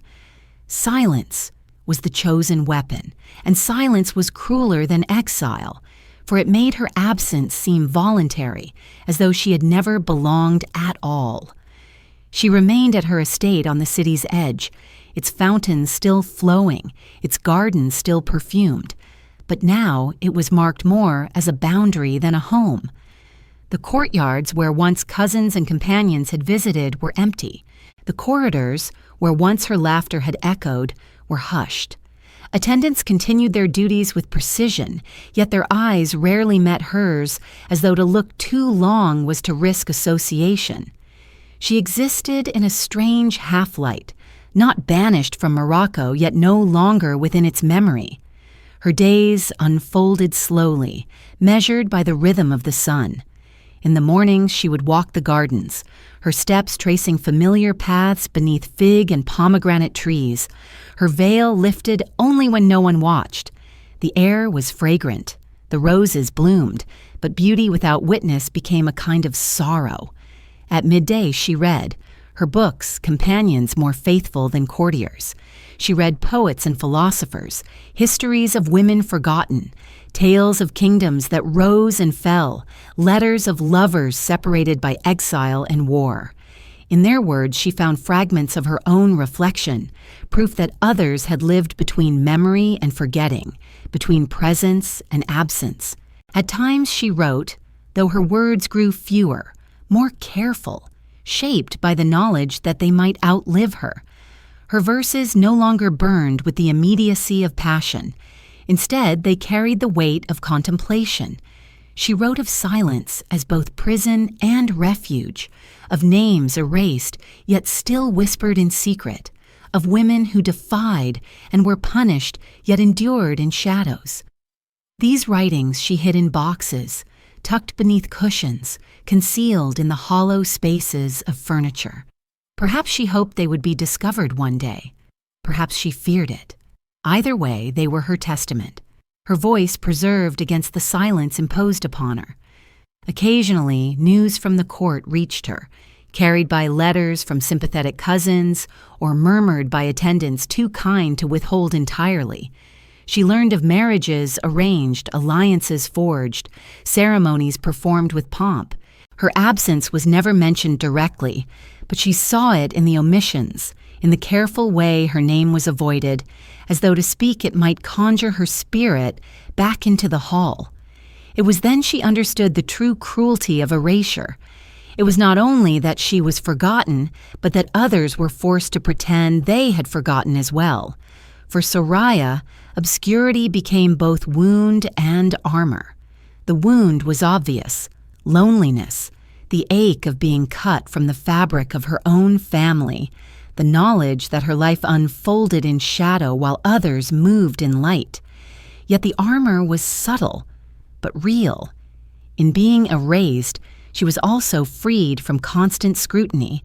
With no expectation left to fulfill, she could live more quietly as herself, unmeasured by the relentless gaze of tradition. It was a freedom tinged with bitterness, but it was freedom nonetheless. She began to cultivate solitude with greater care. She found solace in the rhythm of prayer, in the recitation of verses that carried her beyond her own sorrow into something larger.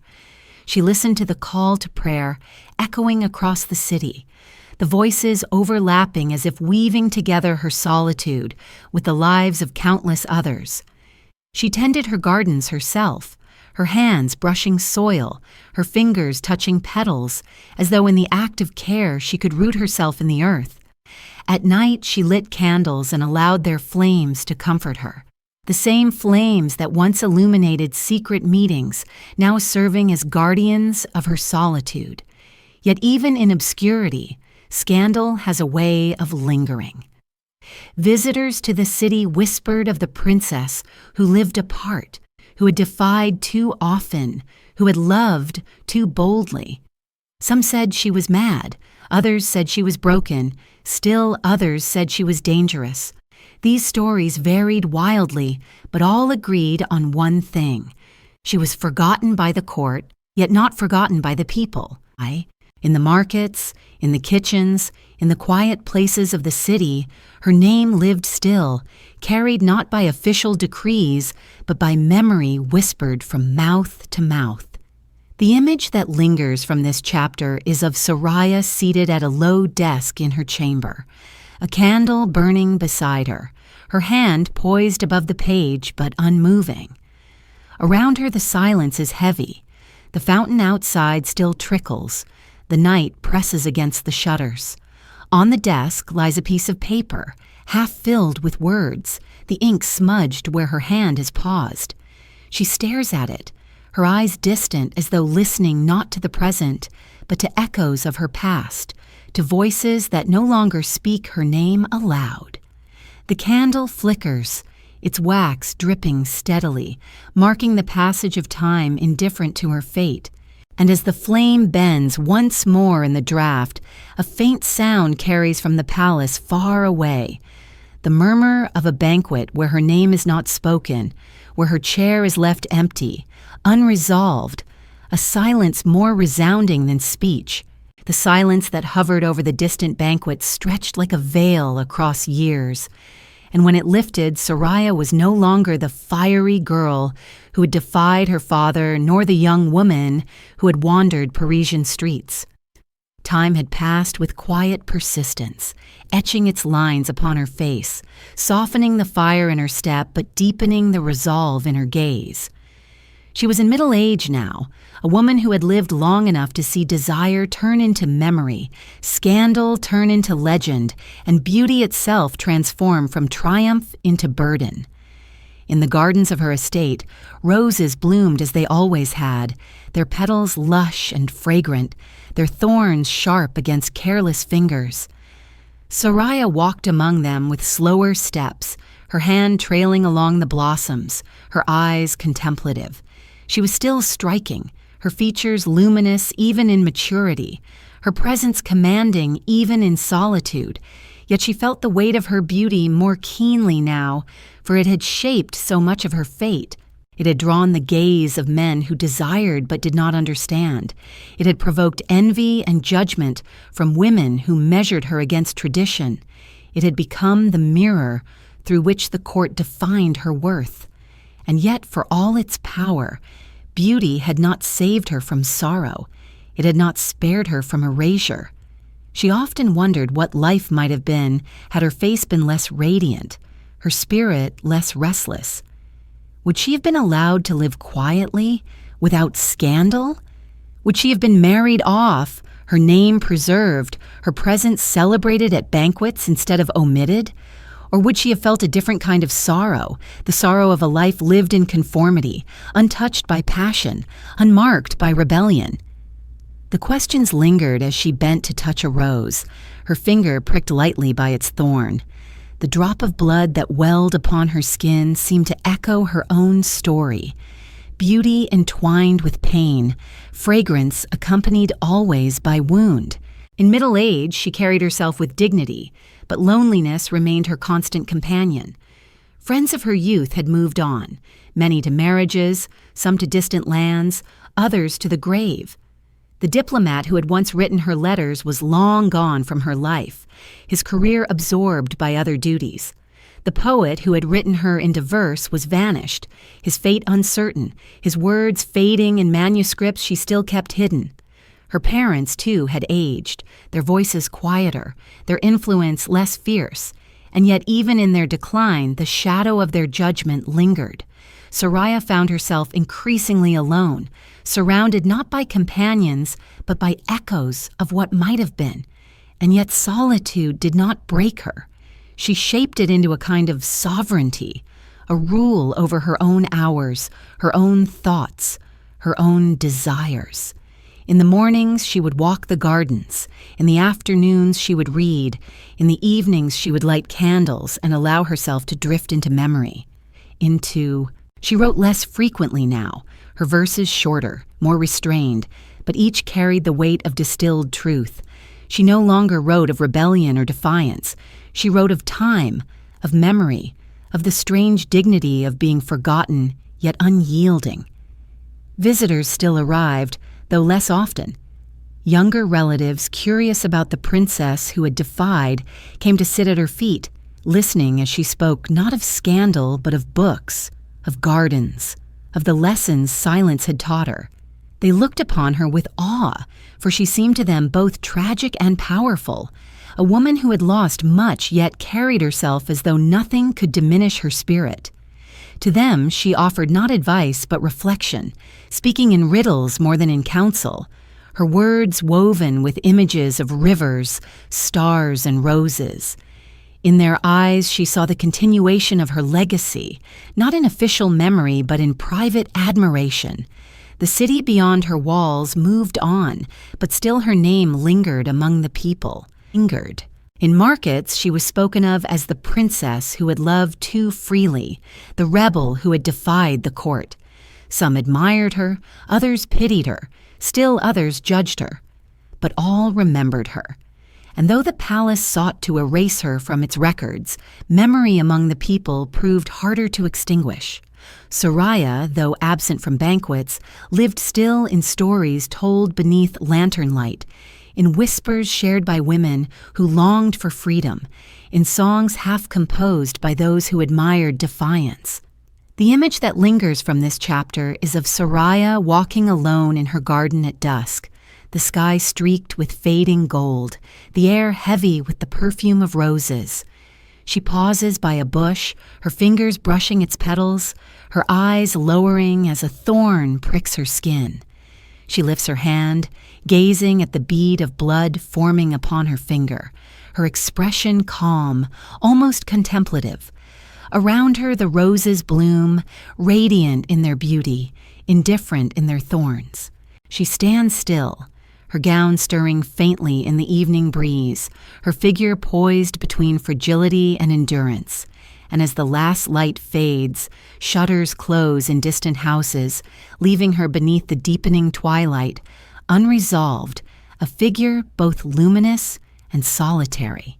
Twilight deepened around the roses, their fragrance heavy in the still air, and as night gathered she sometimes thought she heard another sound beyond the fountains and the cicadas, a faint, far-off whistle carried on the wind, the call of a train moving unseen across the land.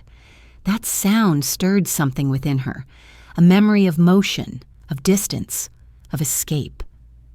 For though her life had narrowed into solitude, there were still moments when Soraya slipped beyond the confines of her estate and the shadows of her reputation. There were journeys made quietly, discreetly, without fanfare, journeys where she shed the weight of her name and tasted the sweetness of anonymity. She traveled under the guise of health retreats, of visits to distant cousins, of obligations vague enough not to be questioned. Her departures were muted, no heralds announcing her passage, no courtiers marking her route. Instead, she moved like a shadow, carried in carriages to stations where no ceremony awaited her, where she could mingle briefly with travelers who had no idea who she was. At such moments, she felt a lightness she had not known in years. To be unrecognized was its own form of freedom, sweeter than jewels, rarer than gold. Europe called to her once more, and at times she answered. In France, she walked through narrow streets where no one bowed, where she could slip into a cafe and order wine without whispers trailing her. She sat at terraces, her veil loosened, her eyes drinking in the life around her, lovers leaning close over tables, students arguing passionately, musicians playing for coins tossed into hats. No one there cared for her lineage, for her silences, for her scandals. She was merely a woman among many, her laughter indistinguishable from the rest. In Italy, she wandered among ruins, her hand brushing the ancient stones of amphitheaters and temples. She thought of the empires that had risen and fallen, of the women whose names had been lost even as their lives once shaped the fate of nations. The thought comforted her. If forgetting was inevitable, then perhaps it was also a kind of freedom, a release from the weight of legacy. She stood beneath arches that had endured centuries, gazing upward at the sky framed by stone, and wondered if time itself was the only true sovereign. In Spain, she visited gardens older than her own, fountains whispering beneath the arches of Andalusian palaces. There she felt a kinship with the women who had once walked those paths, their lives too marked by beauty, by silence, by longing. She imagined them pausing as she did, listening to water trickle, wondering if their names would endure or fade. Perhaps their voices still lingered in the stones, as hers lingered in the marble halls of Morocco, even after being struck from record. These journeys were never long, never unobserved by those assigned to guard her, yet within them Soraya found moments that nourished her spirit. On trains, she would watch landscapes unfurl through the windows, villages clustered around church spires, fields stretching endlessly, mountains rising sharp against the sky. She pressed her hand to the glass, feeling the coolness, imagining herself not as princess, but as traveler, anonymous, unburdened. She listened to the murmur of strangers' conversations, words unconnected to her fate, and in their ordinariness, she found solace. Even in Morocco, she sometimes slipped into disguise, venturing into markets under simple coverings, her steps blending with the crowd. She would pause by stalls of spices, inhaling the sharpness of cumin, the sweetness of cinnamon, the brightness of saffron. She listened to vendors calling, to children laughing, to the rhythm of life that continued without ceremony. No one there knew her scandal. No one measured her silence. For a few moments she could belong to the pulse of ordinary existence, and yet anonymity, though intoxicating, was fleeting. Inevitably, her escorts would gather her back, the veil would be lowered, the carriage door closed, the estate gates reopened. The taste of freedom lingered but could not be held. She returned to her solitude with both joy and sorrow, the joy of having glimpsed another life, the sorrow of knowing it was not hers to keep. Still, those journeys changed her. They softened the bitterness of her isolation, reminding her that the world was larger than the court that had erased her. They gave her glimpses of humanity unshaped by duty, unburdened by scandal. They reminded her that beyond her story, countless others unfolded, each filled with longing, with loss, with fleeting joys. And in that recognition, her own solitude felt less absolute. The image that lingers from this chapter is of Soraya seated by the window of a train, the countryside rushing past in blurs of green and gold. Her veil is drawn back, her hair loose, her face illuminated by the pale light of morning. She leans her cheek against the glass, her lips curved in the faintest smile, her eyes distant yet alive. Outside, fields roll endlessly, villages appear and vanish, the whistle of the train rises above the rhythm of its wheels. For a moment she is not princess, not scandal, not exile. She is only a traveler, anonymous, free, suspended between stations, unresolved yet unburdened.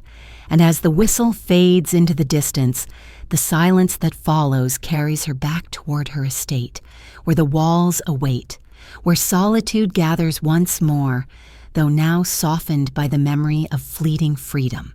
The whistle of the train faded into memory, replaced in her mind by softer sounds, the clink of glasses in cafes, the murmur of conversations carried on evening air, the faint laughter of strangers who would never know her name. In these moments, when Soraya slipped quietly into the world beyond her estate, she sometimes allowed herself the smallest indulgence of intimacy, fleeting encounters that never grew into scandalous legend, but left behind traces as delicate as lipstick on the rim of a forgotten glass. These were her later romances, quieter, more discreet, tempered by age and caution, yet no less real in their tenderness. The men who crossed her path in these years were not figures of diplomacy or poetry, not men whose names would echo in history, but companions of circumstance, travelers who lingered in the same salons, friends of cousins who shared her solitude for an afternoon, admirers whose affection was brief but sincere. They did not seek to bind her with duty, nor to claim her as conquest. Rather, they were drawn by her presence, the calm radiance she carried, even in middle age, the aura of mystery that surrounded her like a veil. She, in turn, was drawn not by passion of flame, but by gentleness, by the rare gift of being seen without judgment. These romances unfolded in shadows, never declared, never written into records. A conversation stretched too long over tea, a hand resting upon hers longer than etiquette required, a glance exchanged that spoke of recognition rather than possession. Sometimes it was a dinner shared in a dimly lit room, music faint in the background, her laughter rising softly as though it had been waiting all day to emerge.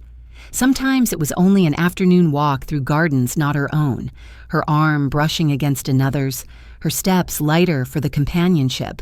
And always, when the moment ended, she returned to solitude, carrying with her not scandal but memory, not promises but echoes. These encounters never lasted long. Perhaps she did not allow them to, aware of the dangers that deeper entanglement carried. Perhaps those who drew near her recognized that she was a woman marked by history, a figure admired yet untouchable. And yet, even brief, they gave her a sense of connection, a reminder that desire does not fade entirely with age, that affection can still bloom even in shadow. For Soraya, who had been defined so often by defiance, these quiet romances were not rebellion but balm, not declaration but healing. She never spoke of them openly, not even in her letters. They were preserved instead in small details. The trace of lipstick on a glass left behind in a cafe, the pressed flower tucked between pages of a book, the faint scent of cologne that lingered upon a shawl. These tokens were her souvenirs, reminders not of passion overwhelming, but of tenderness quietly shared. In them she found comfort, for they required no justification, no defense, no survival of scandal. They belonged only to her, private and untouchable. And yet even these whispers of intimacy carried their shadows. Each time she returned home, she felt the weight of solitude more keenly, as though the brief glimpse of companionship only deepened the contrast.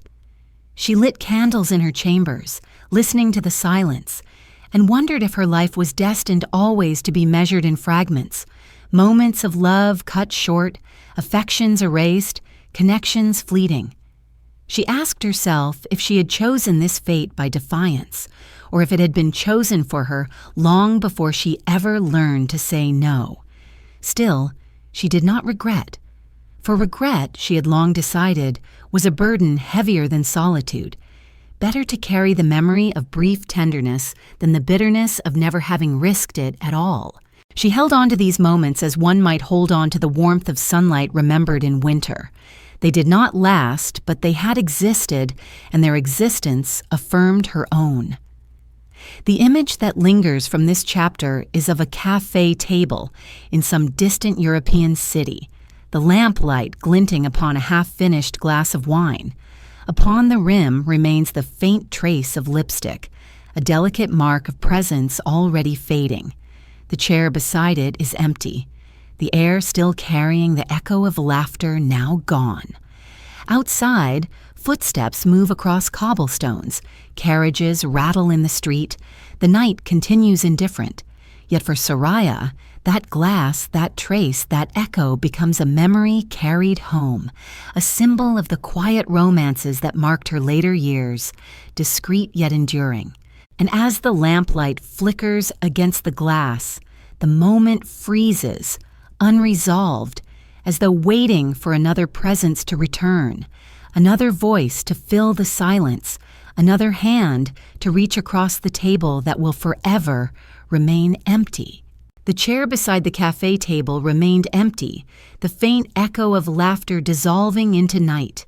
And when Soraya returned once more to her estate, she carried with her not the warmth of presence, but the hollowness of its absence. In her later years, the moments of intimacy grew fewer. The letters arrived more rarely. The voices that had once filled her solitude with companionship began to fall silent one by one. Friends who had written from Paris passed away or slipped into forgetfulness. Cousins who had dared to correspond with her grew older, more cautious, their words shorter, their ink fading. Even the court which had once punished her with erasure no longer troubled to remember her enough to condemn. It was as if the world, weary of her defiance, had simply moved on, leaving her to inhabit the long corridors of her solitude alone.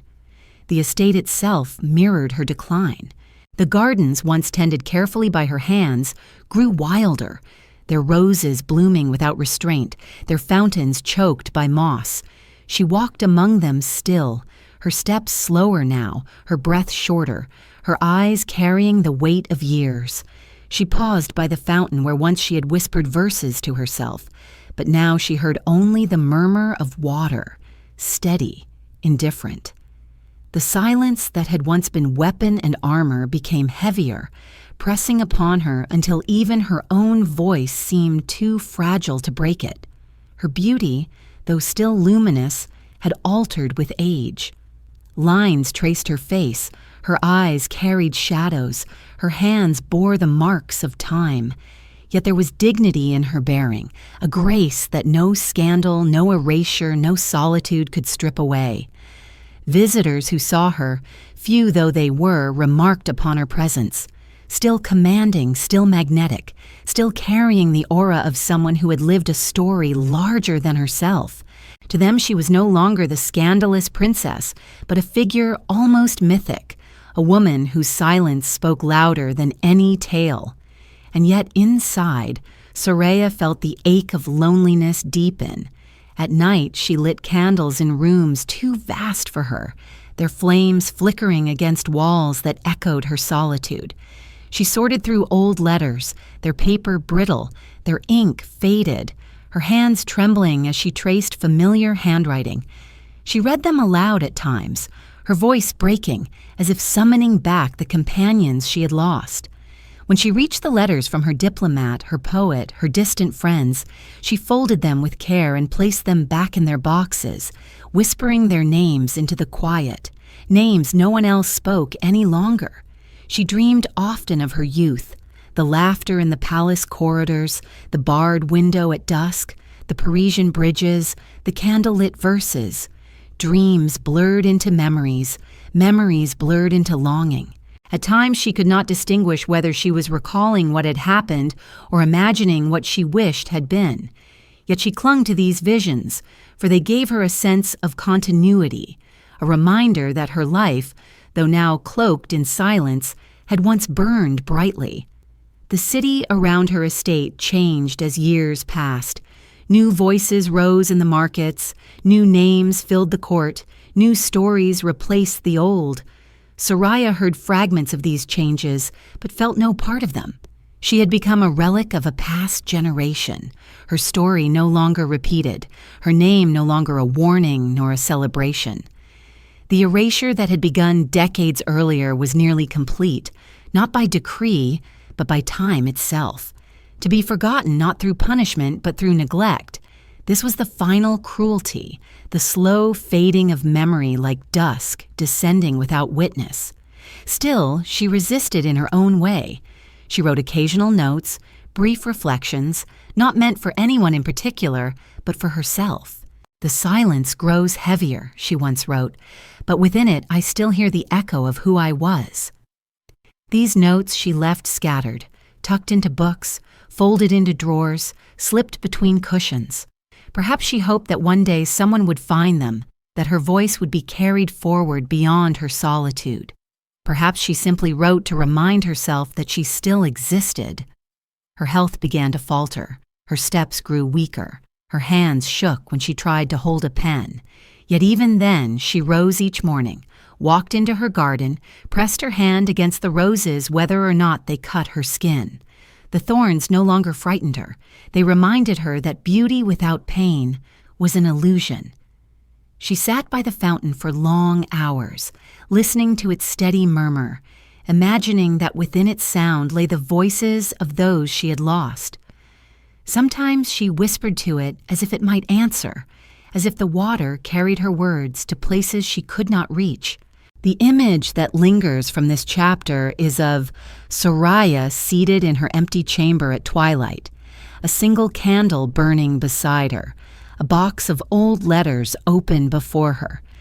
Her hand lifts one page, the ink faded, the handwriting wavering across the lines.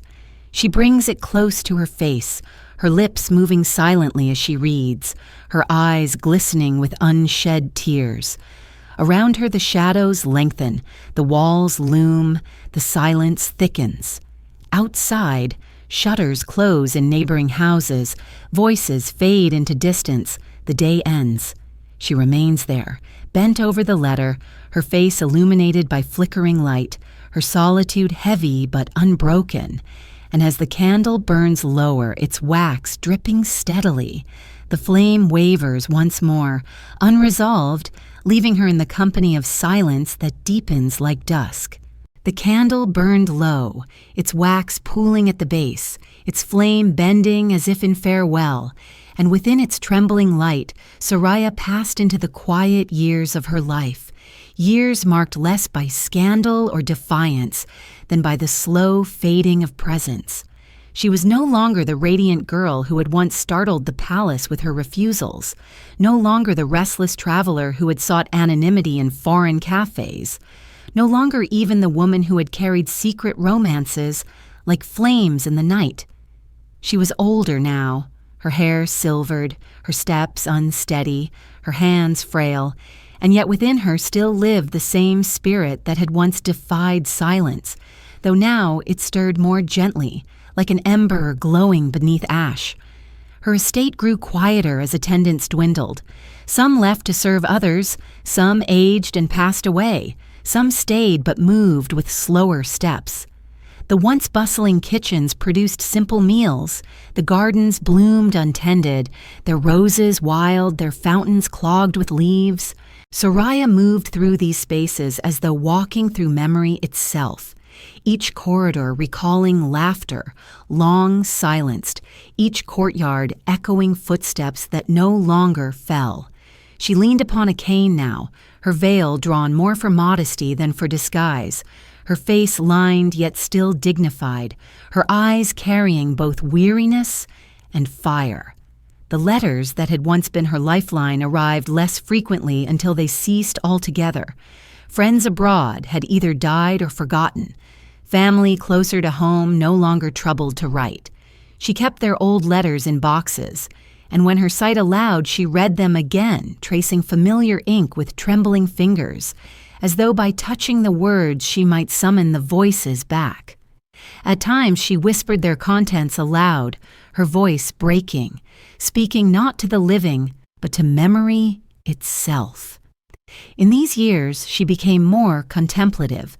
Her thoughts turned often toward the mysteries of life and death, of memory and forgetting. And she wondered if her rebellion had been worth the sorrow, if her defiance had brought her freedom or only isolation. She asked herself whether love, brief as it had been, had justified the price of scandal and exile. Yet she never answered these questions fully, for answers seemed less important than the questions themselves. To live, she thought, was not to resolve but to endure, to carry both joy and wound together until the end. The city beyond her walls had changed. New rulers, new customs, new stories had taken hold. Few remembered her name now, fewer still spoke it. For the palace she had become a shadow, an omission, a chapter best forgotten. Yet among the people her story lingered faintly, distorted with time, reshaped into legend. Some said she had been a great beauty punished for her defiance. Others that she had lived mad and alone. Still others that she had died long ago, her ghost wandering gardens at night. In truth, she was alive still, breathing softly within her estate, her story continuing even as others rewrote it. Her faith deepened in these years, not in the rigid way of rules, but in the quiet way of prayer. She recited verses softly to herself, letting their rhythm soothe her solitude.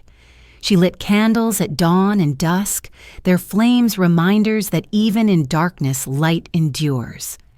She found comfort in the thought that her soul, when released, would find freedom at last. Freedom greater than Parisian streets, greater than secret gardens, freedom beyond scandal, beyond silence. She began to see her life not as tragedy, but as offering, a testimony to the cost of being true to oneself in a world that demanded obedience. Illness came slowly, pressing upon her lungs, weakening her steps, clouding her sight. She accepted it with calm, refusing elaborate remedies, asking only for comfort. She spent more hours in her garden, seated beneath fig trees, her shawl drawn around her shoulders, her gaze lifted toward the sky. She watched the birds that darted between branches, envying their flight, admiring their songs. She listened to the fountain, its trickle uneven now, and felt that it mirrored her own breath. Slower, weaker, yet still flowing. The image that lingers from this chapter is of Soraya seated in her garden at sunset, the sky burning orange and violet above her, her figure still and dignified in the fading light. She leans upon her cane, her hands folded upon its handle, her eyes fixed on the horizon as though waiting for something unseen. Around her the roses bloom wild, their petals drifting upon the breeze, their fragrance heavy in the air. The fountain trickles unevenly, the sound faint but steady. She does not move, does not speak, only gazes, as though already half belonging to another world. And as the sun dips below the horizon, the last light catching her silvered hair, the garden falls into shadow, unresolved, carrying her presence gently toward the silence that would soon claim her. Night deepened in the garden, the last glow of the horizon fading into shadow, and within that darkness Soraya's presence seemed to dissolve gently, as if she herself were becoming part of the silence she had carried for so long. In those final days, her body weakened further, her steps faltered, her breath grew shallow. She spent more hours seated in her chamber or beneath the fig trees, her shawl drawn tightly around her shoulders, her eyes distant yet calm. The attendants who remained moved softly around her, their voices lowered, their gestures tender. They sensed that the end approached, though no one spoke of it aloud. Her passing, when it came, was not marked by spectacle. There were no processions, no proclamations, no mourning ceremonies befitting a princess. It came quietly, like the extinguishing of a candle whose flame had already burned, long and steady. One evening she retired to her chamber, a lamp glowing beside her, a box of letters upon her desk. She touched them one last time, her fingers trembling as if to bid farewell to all the voices they carried. She whispered something, too faint for others to hear, perhaps a prayer, perhaps a name, perhaps only silence given form. Then she lay down upon her bed, her shawl drawn over her, her eyes closing slowly. By morning, she was gone. The news spread little and quickly faded. The palace acknowledged her death with formality, but not with mourning, her name spoken briefly before being set aside once more. Some elders remarked that her story was cautionary, a warning to younger women not to stray from duty. Others did not mention her at all, preferring to preserve silence. It was among the people that her death stirred more quietly, in whispers passed through markets, in songs murmured beneath breath, in tales told by women to daughters late at night. They remembered her not as the court wished, but as she was, a figure of defiance, of sorrow, of beauty, unbroken even by solitude. Her estate fell into stillness. The gardens grew wilder, the fountain slowed, the rooms gathered dust. Candles that had once been lit nightly remained unlit. Yet within the drawers and boxes she had left behind were traces of her voice, letters folded, poems half-written, reflections tucked between pages. Some were discovered by those who tended her rooms, who whispered at their content but dared not share them widely. Others remained hidden, lost to time, their ink fading, their paper crumbling. Her writings, like her life, hovered between presence and erasure, never fully belonging to memory nor to oblivion. The world moved on. New rulers rose. New scandals occupied the court. New generations filled the halls where her name was once spoken. Yet memory is a stubborn thing, carried not by official decrees but by whispers and stories. In quiet moments her name resurfaced, spoken by those who admired her courage, remembered by those who pitied her fate, invoked by those who longed for freedom. She became less a person than a legend, less a princess than a parable, a story of beauty entangled with sorrow, of rebellion punished with silence, of a woman who lived too boldly for the world that sought to contain her. Her legacy was fragile, yet it endured. For in every rose that bloomed with both fragrance and thorn, in every candle that flickered in solitude, in every woman who whispered defiance beneath her breath, there was something of Soraya. She had refused to be silenced, and though the court had erased her name, her spirit lingered where silence could not reach. Her life, though filled with tragedy, carried a truth that outlasted erasure, that to live authentically, even briefly, even in sorrow, is to resist the weight of forgetting. The image that lingers from this final chapter is of her chamber after her passing. A lamp still glows faintly, its oil nearly spent, casting soft light upon a desk where a single sheet of paper lies, half filled with words. Beside it rests a box of letters, their edges worn, their ink fading. The bed is empty now, the shawl folded neatly, the room filled with a silence that is not absence, but presence transformed. Outside, the garden blooms untended, the roses opening to the night, their fragrance carried by the breeze into the darkness. The fountain trickles faintly, its water uneven yet enduring. And as the lamp at last flickers and dies, the silence that follows is not final, but unresolved, carrying her memory into the spaces between words, into the whispers of those who still speak her name, into the timeless echoes of defiance and sorrow that belong not only to Soraya, but to all who have lived as forgotten rebels.